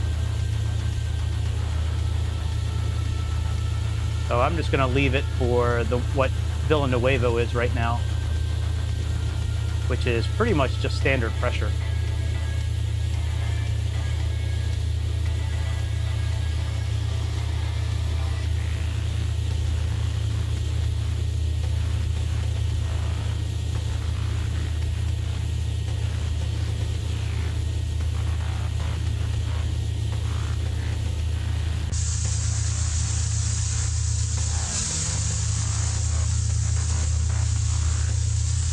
Definitely some cool features though to the airplane. Like I like how you can refill it. You can actually click on the wing and it puts the fuel nozzle in and it gives you a fuel gauge, and you can click on the handle and it starts filling your airplane up. There's some interesting features to this thing. It is pretty cool. I was just expecting like a FlyJ sim kind of airplane, like where it's really good. Maybe A2A has just kind of spoiled me. A2A and Black Square, because their systems are so in-depth.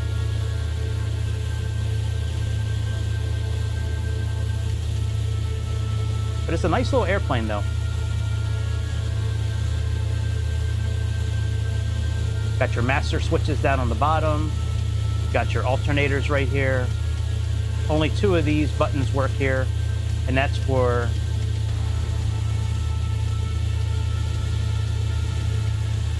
fuel boost pump left and right.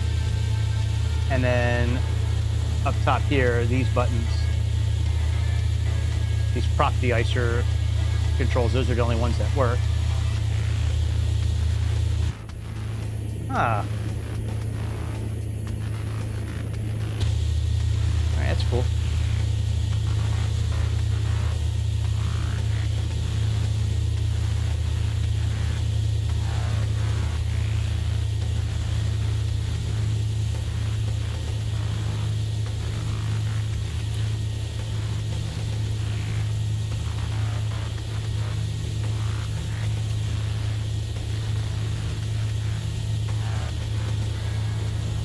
Oh, I wonder how our fuel is doing, actually. All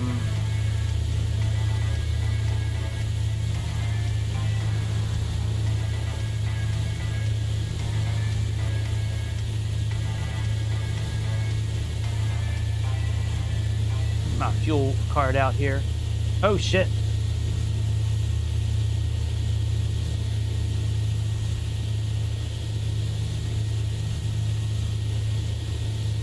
All right. Ooh, that was that would have been real bad if we would have ran out of fuel. But the other thing I have, like with this airplane, like when you trim out the airplane, when you lean out the fuel, you're supposed to have the fuel at like 30 gallons per hour, but I can't get to it. I'm fully rich still, and I'm at 9,000 feet in the air, and I don't see like where our mercury, like our manifold pressure, is supposed to be for cruise, or the prop speed. But even so, if I drop the prop speed down, that's going to lower the fuel flow. So yeah, there's a couple of things that, and I like for there to be failures on this airplane. For $40, it would be nice if there are failures, especially when they want you to run through all the systems and prime the tanks, and like it's good enough to where you can flood the engine. Like we flooded the engine with fuel on takeoff.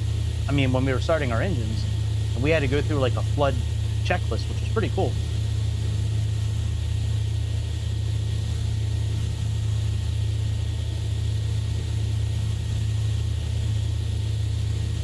All right, what do we got? 36 miles left. Yeah, 36 until Rocky House, and then from Rocky House, we have 26 miles. Okay, so we don't have to descend until we get to Rocky House, actually. Because from there to the airport, it's like 26 miles.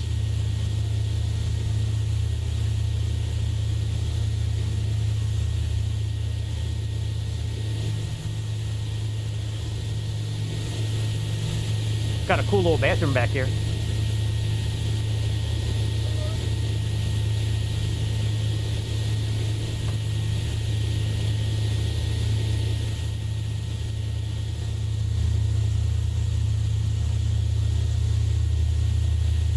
Got all kinds of cocaine and fentanyl in this airplane. This is a drug runner airplane.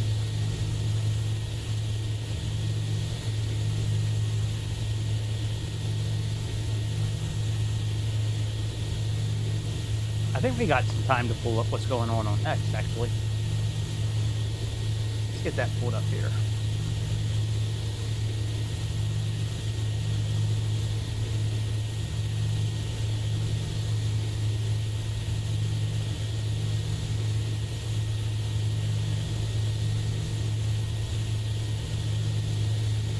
Yo, what's up, Denim? How you doing, my friend? This airplane is definitely the DSP of general aviation airplanes for Microsoft. I mean, for X-Plane. Hey, how come I can't log in? How comes I can't log in? Hang on a second. I'm trying to log into X right now, and it's giving me a very hard time right now, actually. Maybe we're not going to be looking at X tonight.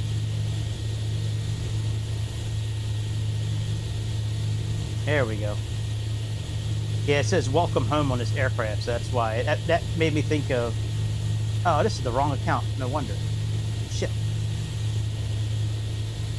Damn it. Hang on a second. Wrong account.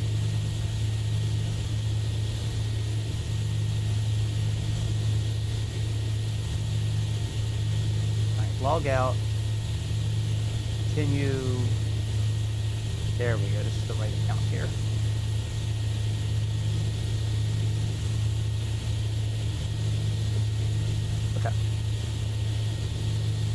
Yeah, if you look at the aircraft, hang on a second, let me just put my display capture on real quick.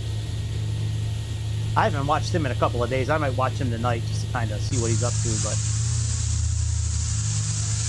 yeah, see, it says welcome home. So that made me think of DSP, so that's why I'm comparing this to DSP. But yeah, this airplane is definitely not as good as some of the other airplanes on the simulator, that's for sure. It's good for X-Plane. It's just not as good as Microsoft Flight Simulator. Like, just the functionality of some of the equipment. But yep. All right, let's see what's going on X. All right, and here's the flight. This is, if Darren's still watching, here's the flight from real life right here. It just flew today, so a little different path than we're taking. We went towards Edmonton and then down instead of just going out to the left and down. But yeah, this is the flight. PA31, that's a Navajo.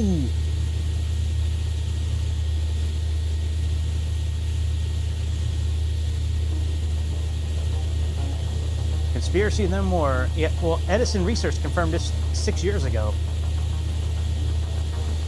Yep. Including over 1 million. Yep.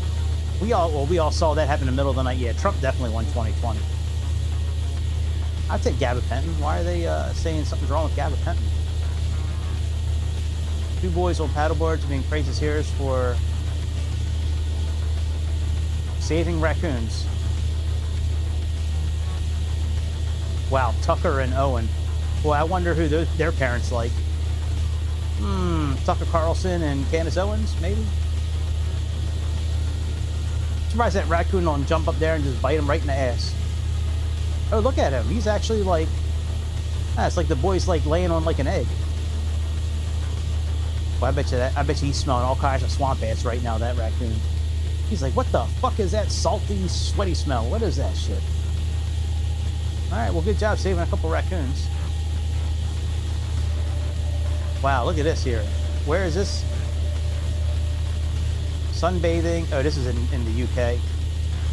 Well, that makes sense. Everybody wants to wear their all their hijabi gear to the beach.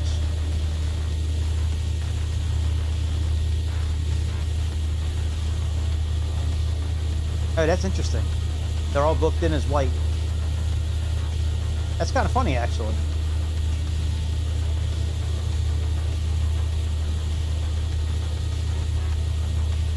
Yep. Get out of the way, bitch. Oh, damn. They pushed her over. You guys hurt my feelings. Wow. I can't believe Trump pushed me down. Well, bitch, get out of the way. I'm going to sue you guys. Where's your manager? Where is he? Get out of the way, bitch. What'd I say? You back up too, buddy. Fucking ponytail. Somebody grab him by the ponytail and back him off. What is she trying to do? Maybe her husband's in there. Maybe she's like a new contestant on 90 Day Wedding. She married some guy from like Bali or something like that. It's funny. Oh, it's okay, Mary. Don't worry. These guys are just... In 2 years, these guys will be gone, Mary, and then we'll let all the Muslims in we want. Yeah, Dallas, Texas. My goodness. Look what Texas has turned into. Good job, government. You know, we should have a rule like Japan does where you got to conform to our way of life or get the fuck out. That's what Japan is doing, and Japan is great.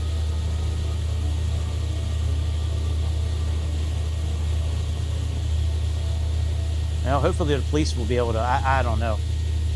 Texas scares me. I really think Texas could go blue.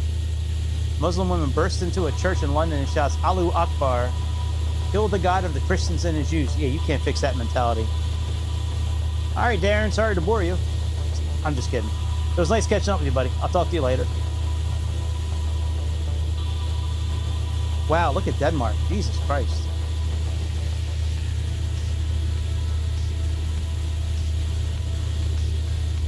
I know, I'm just kidding, Darren. I'm just kidding. I'm just kidding.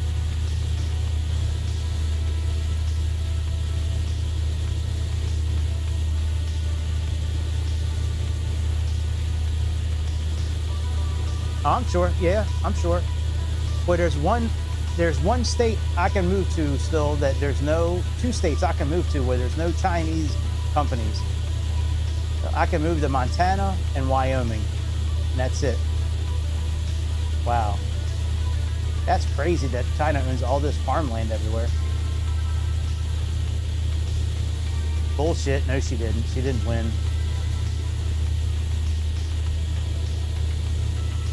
Wow.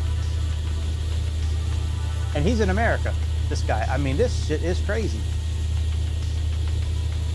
She died in a head-on crash in North Carolina caused by an... I bet, you know what, not to say shit about... But I bet you she was a K-pop fan. You see all them K-pop girls making them little hearts. That's such a shame. Airline passenger assaults flight attendant is asked to leave. He refuses, so an off-duty cop puts him in a chokehold and makes him leave. Yeah. Back up. He's like, back up, buddy. You don't want this. Trust me. You don't want this. Don't be yelling. Just be nice. There's no reason to get all loud. You know, you're already brown, and that scares people on an airplane. You can't touch me. That's racist. I'm not touching you. I'm just going to choke the fuck out of you. And then my man TikTok back here, he's yelling World Star. He's got his phone out. This is an old fucking dude from the 80s. He's got a Ron John shirt on. That dude's definitely done some cocaine in his life.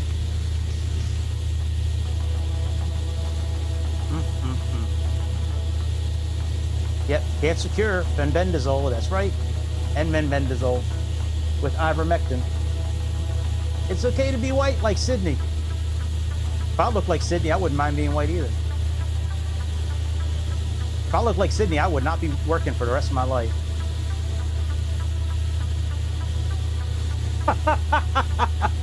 That's funny. Wow. Look at all that shit going on. 84% of cancer patients taking ivermectin and mebendazole reported either full remission, tumors, or exactly, because cancer's a parasite, and those medicines eat parasitic stuff. All right, where are we at in our... Oh shit, we are almost ready to make our turn. Let's let me get display capture off. We're getting ready to make our turn to our airport. Yeah, 6 mile. All right, let's go into heading mode. And then from here, we need to go on a heading of 92. Let's set this for 5,000 feet. I think 5,000 feet will be all right. Yeah, 5,000 feet is what they recommend.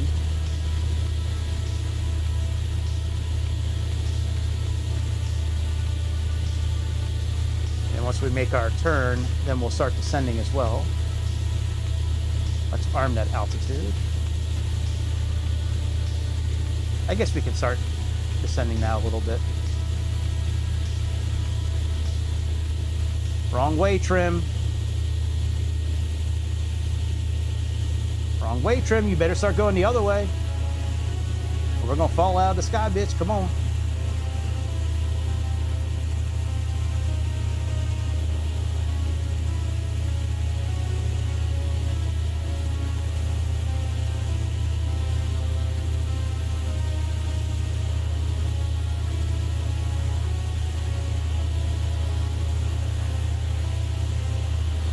Let's start turning on a 92.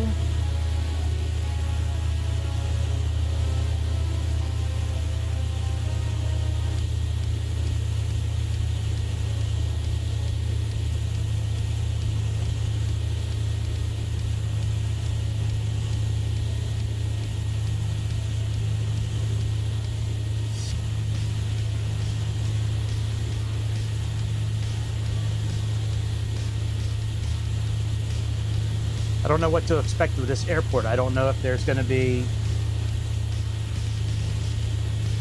PAPI lights. Well, I guess we could look at the chart and see for real what's going on, but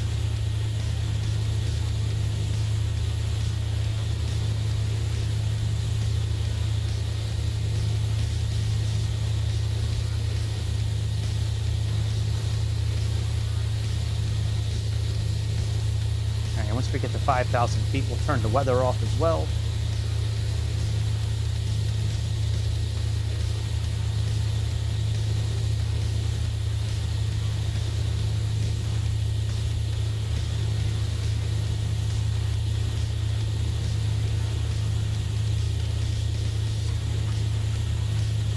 I don't want this thing to continually trim itself out. And it keeps on doing that.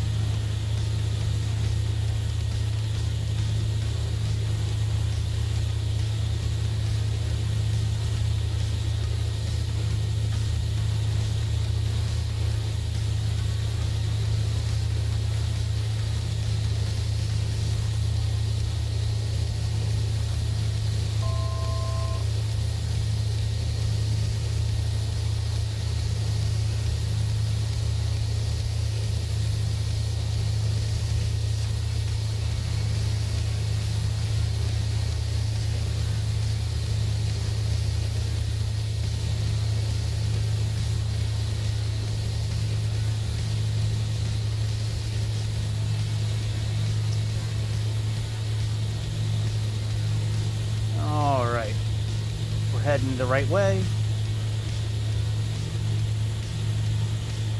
Now for the checklist, see what they say here. Mixtures, minimum of 1350 for exhaust at time.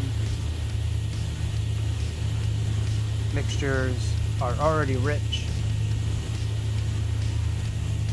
So let's put on seatbelt signs again. Put on our landing lights. Put on some windshield heat again. And then we'll put our fuel pumps on when we get a little closer.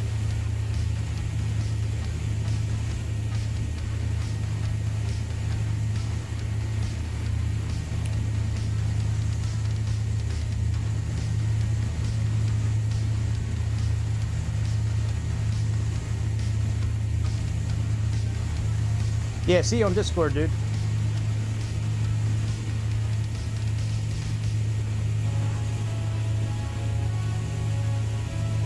All right, right now we're only about 2,000 feet above ground.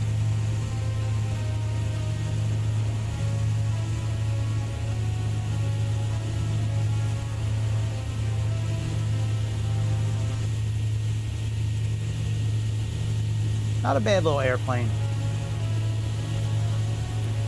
Turn that off.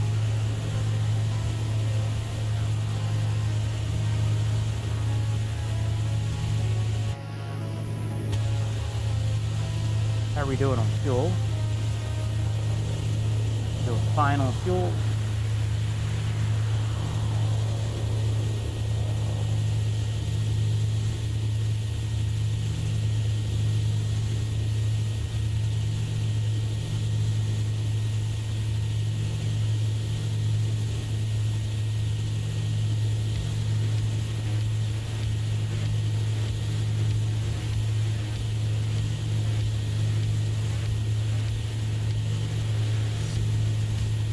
If we were really like paying attention, we should have actually set this HSI needle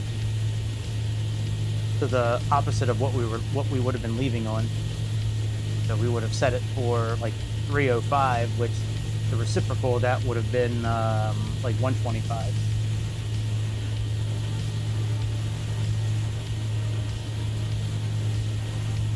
All right, so prop controls for landing, 2400 RPM.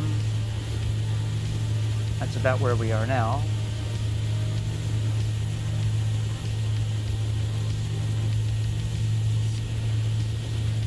All right, there's 2400 there.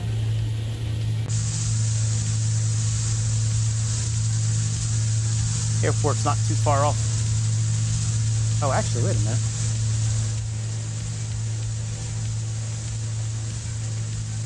Now, if we had ATC on, they'd be vectoring us right now, I'm sure. I didn't really want to bring up the ATC tonight since it's the first time flying this airplane.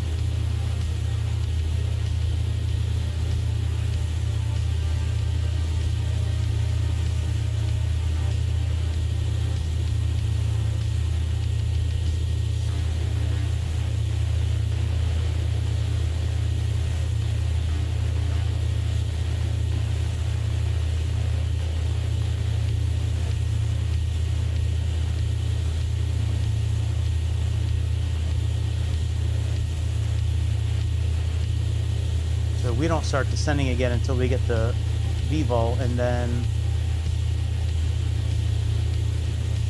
we have 5 miles. And if we're doing, say, 90 to 100 knots, I mean, 90 to 100 ground speed, we're going to be somewhere around 500 feet per minute descending to get to a 3-degree glide slope there, or 3-degree angle.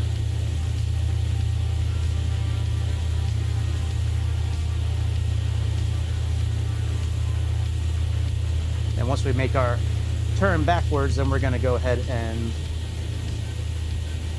turn off the autopilot. So we're roughly about 5,000 foot pressure altitude. And that is roughly about 14 degrees. So let's get this set up.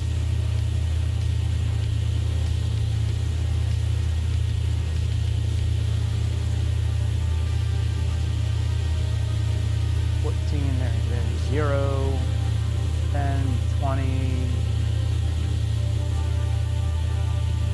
So roughly somewhere in here, probably. So we're roughly about 150, which is pretty close to where this is here.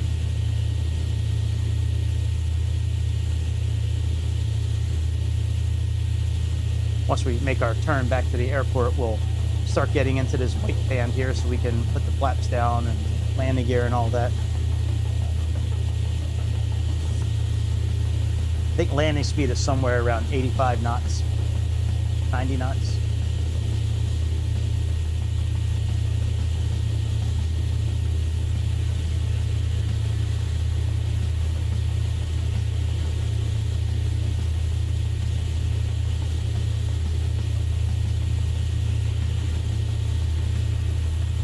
It's almost time to start turning around.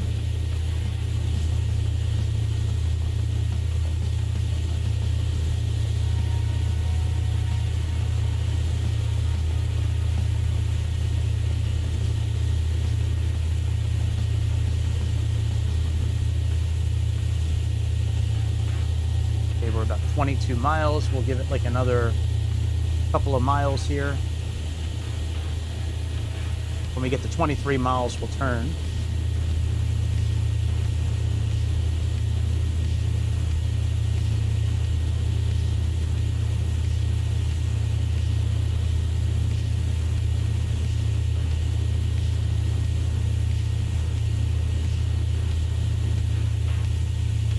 All right, that's close enough. Let's start turning.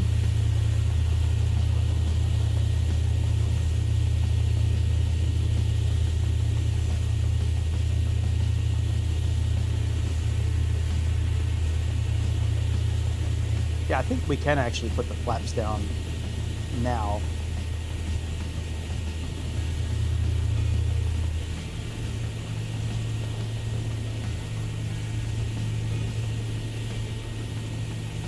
All right, let's put the fuel pumps on.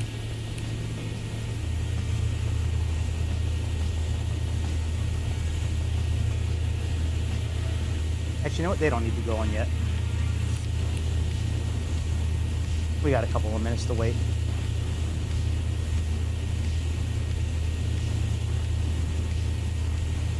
I like some of the dials in here. Like I would definitely fly this airplane again. Don't get me wrong, but it would never be for a flight that's like an hour, 2 hours long. It would only be for like, you know, 30, like this kind of flight, maybe 30 minutes.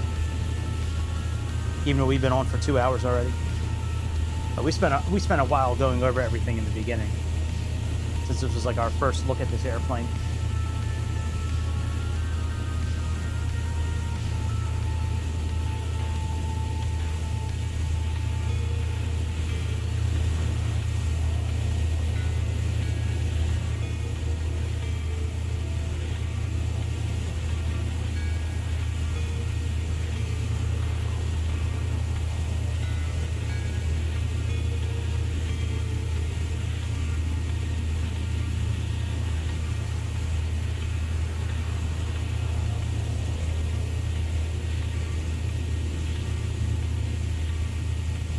We really don't need to start descending until we are about 5 miles out of the airport, which is when we get to VVOL, which I don't think we're going to see that because we don't even see that the first waypoint here. We don't have Roku.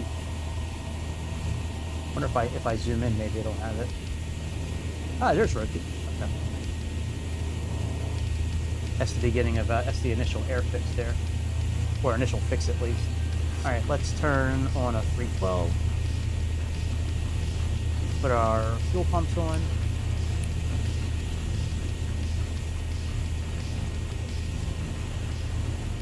Okay, before landing, rich. Prop controls, they're at 2400.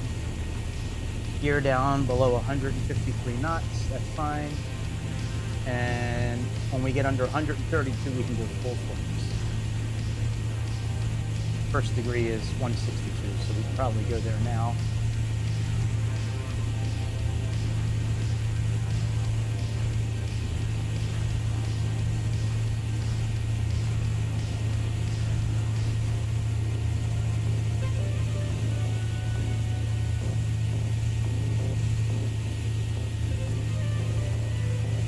All right, VVOL is where we need to go, right here.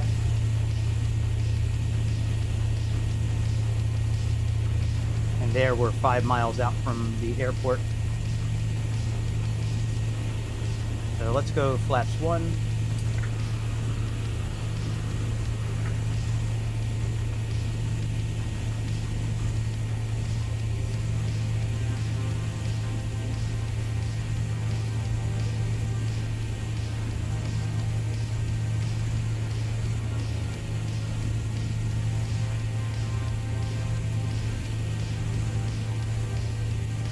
Okay, mixtures are full rich.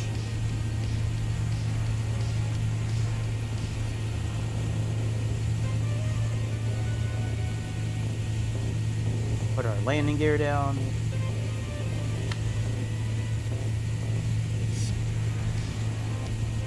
Make sure we get 3 green lights. Yep, 3 green lights.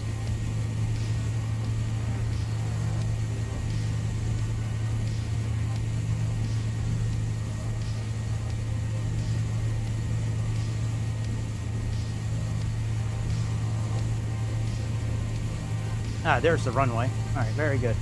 Let's take the autopilot off. My control.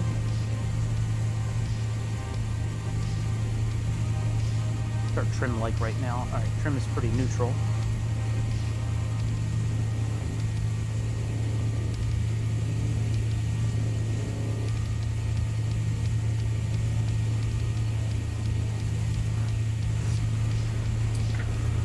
Flaps down again. One more setting for flaps. Alright, we can now start descending about 500 feet per minute roughly.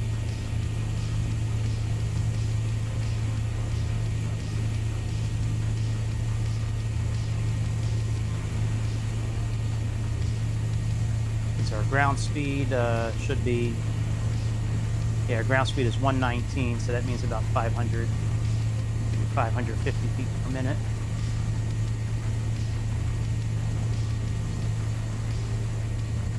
You take the ground speed times 5, and that's roughly what a 3% angle would be for descent.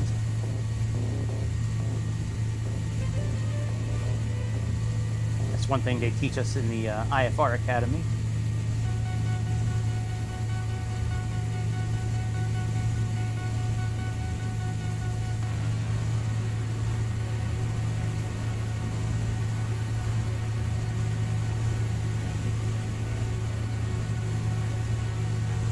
Let's go flaps full.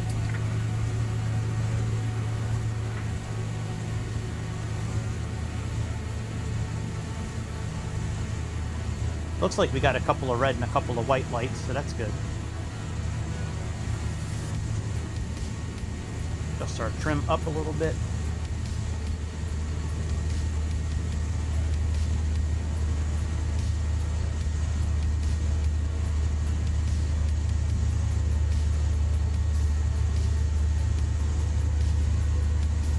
Trim up a little bit.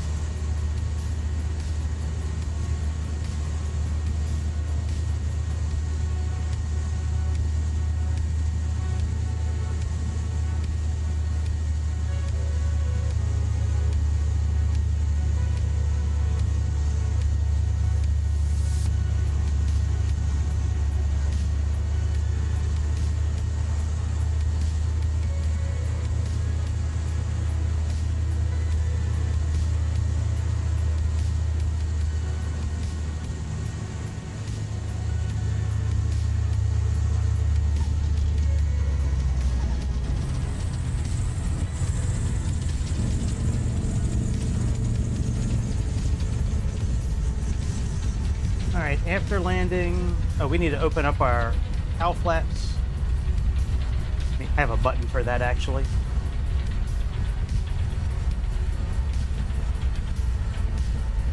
Alright, I guess we're just taking a shortcut.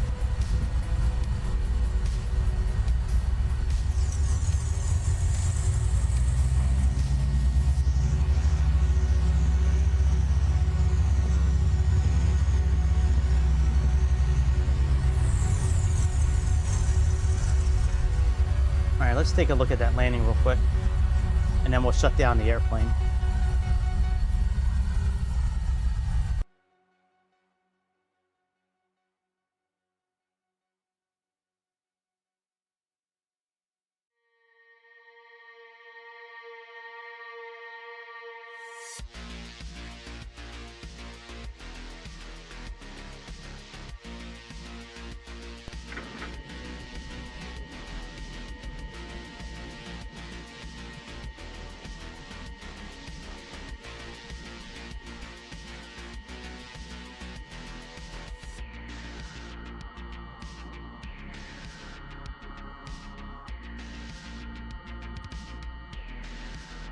right, after landing,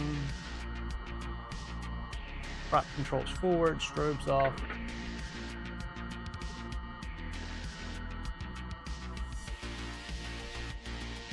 Pretty good landing. For the first time, that's a pretty good landing. Even center line was pretty on point. That's good shit right there. I like that.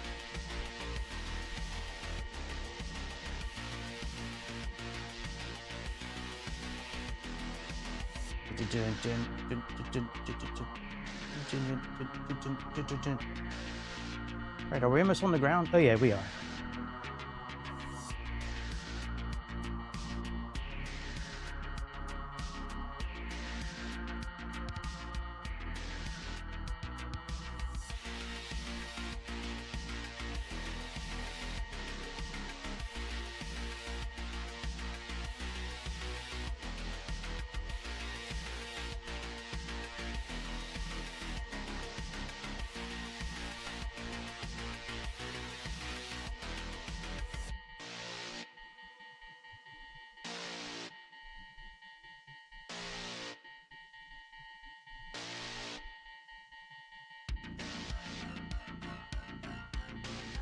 Nice. That was cool.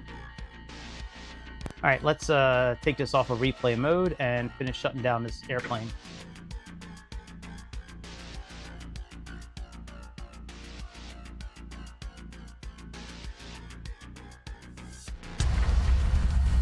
All right, so we can turn off the emergency fuel pumps.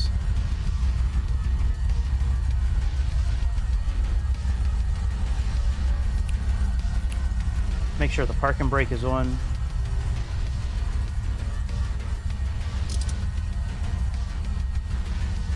All right, after landing, all right, cowl flaps, they should still be open. Yep, they are open. So you can either toggle if you want to. I just set a button to do it. Button was easier. I can just push one button and they go closed or open. But you want them open when you're taxiing and when you're on ground. That way, if you kick up any stones and foreign debris, it hopefully won't damage your engine. All right, heater switch, that's fine. Prop controls are all the way forward. Let's turn off strobe lights. Turn off the landing light. We can turn off windshield heat, heato heat, circulation, air control. Okay, avionics, let's turn all that off.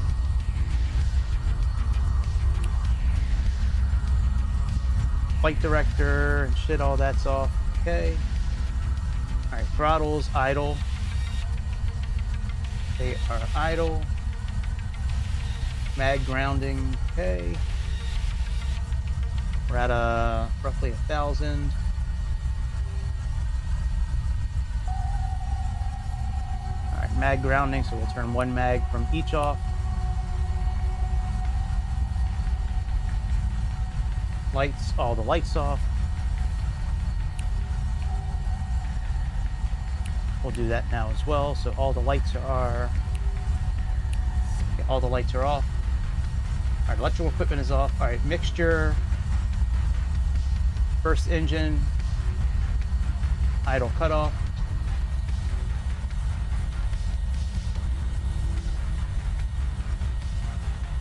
Gear handle. Down, and should go back to neutral.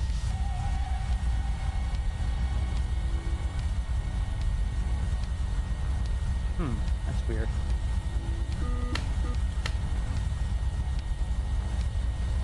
Oh well.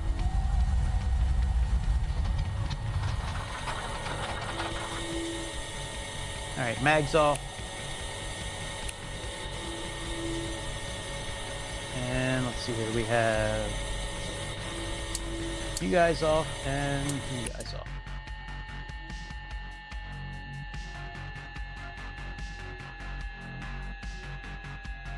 Fuel is, right, and fuel selectors are off. The other button I had set up was for trim, to zero the trim out. So you can see I just zeroed it. And then I had, like I said, the one for the cowl flaps. And let's move our prop lever all the way back. Move that back.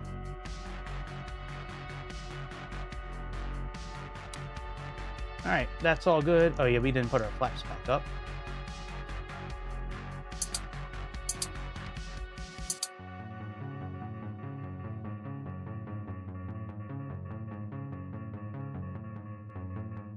And that's about it, my friends. That's all she wrote. I don't think it's the best general aviation airplane I have in this. To be honest, I really do think that this particular one is better. Hang on a second. I'll show you here in a minute.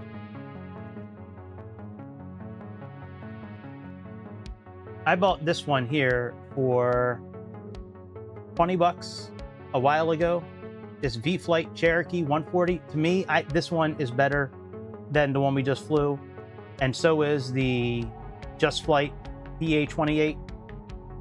In my opinion, I might be wrong, but in my opinion, those two are better than this Chieftan. Chieftan's not bad. The end-all be-all of these prop planes in what we have here is the FlyJ Sim -8. That one is ferocious. We might have to fly that one again tomorrow. I don't know. I'm gonna think about that. We might be doing another flight. I kind of want to do a flight factor flight as well, and we have the Bay 146. Yeah, I could fly that again too. I usually fly this on what's it called, on Microsoft, but I don't know. Maybe I'll fly this one on here tomorrow because the flying mechanics are better in here than they are. But I was going to do a Dan Air flight. Do they have Dan Air? Let me see here. Yeah, they do. 100 Dan Air. There we go. We got Dan Air. And I've never tried landing at London City before, and this we might have to do that one on here. Yeah, that airplane is really good, and then this other one, the Flight Factor 777, is dope as hell. That I want to get better at with using the co-pilot, because you can give the co-pilot commands like, you know, flaps 5, you know, heading, you know, set the heading bug to 358. Supposedly all that kind of stuff works. I've only been able to get him to really do lights and little things. I've never been able to get him to operate the glare shield, but this Airbus from Flight Factor is not worth it. Don't buy it. It's the fucking worst. It's such a waste of money. If you're gonna buy any kind of Airbus for X-Plane Get Two-less, don't. Yeah, Flight Factor, they might make good shit for Boeing, but not for Airbus. All right, I am getting out of here. I'm gonna go take the trash out, go eat some dinner, watch some DSP, and I'll be back tomorrow. I always say I'm gonna go in early. I really doubt it. I really doubt it, because that shit never happens. If I'm up early enough, I'll do it, but I have a couple of meetings tomorrow, one at 11 and then one at 1:15. I'm also selling my car tomorrow too. They're picking that up. So tomorrow's gonna be kind of busy, early-ish in the day until like 2 or 3 o'clock, and then things should open up. But yeah, man, hope y'all had a good day, and I will see you on the next episode of the Airplane Show. Make sure you hit like and subscribe on the way out the door, and don't forget to thank your mama for sponsoring this content tonight. We certainly do miss her here on the No BS Flight Sim channel. Tell her we said what's up. See ya.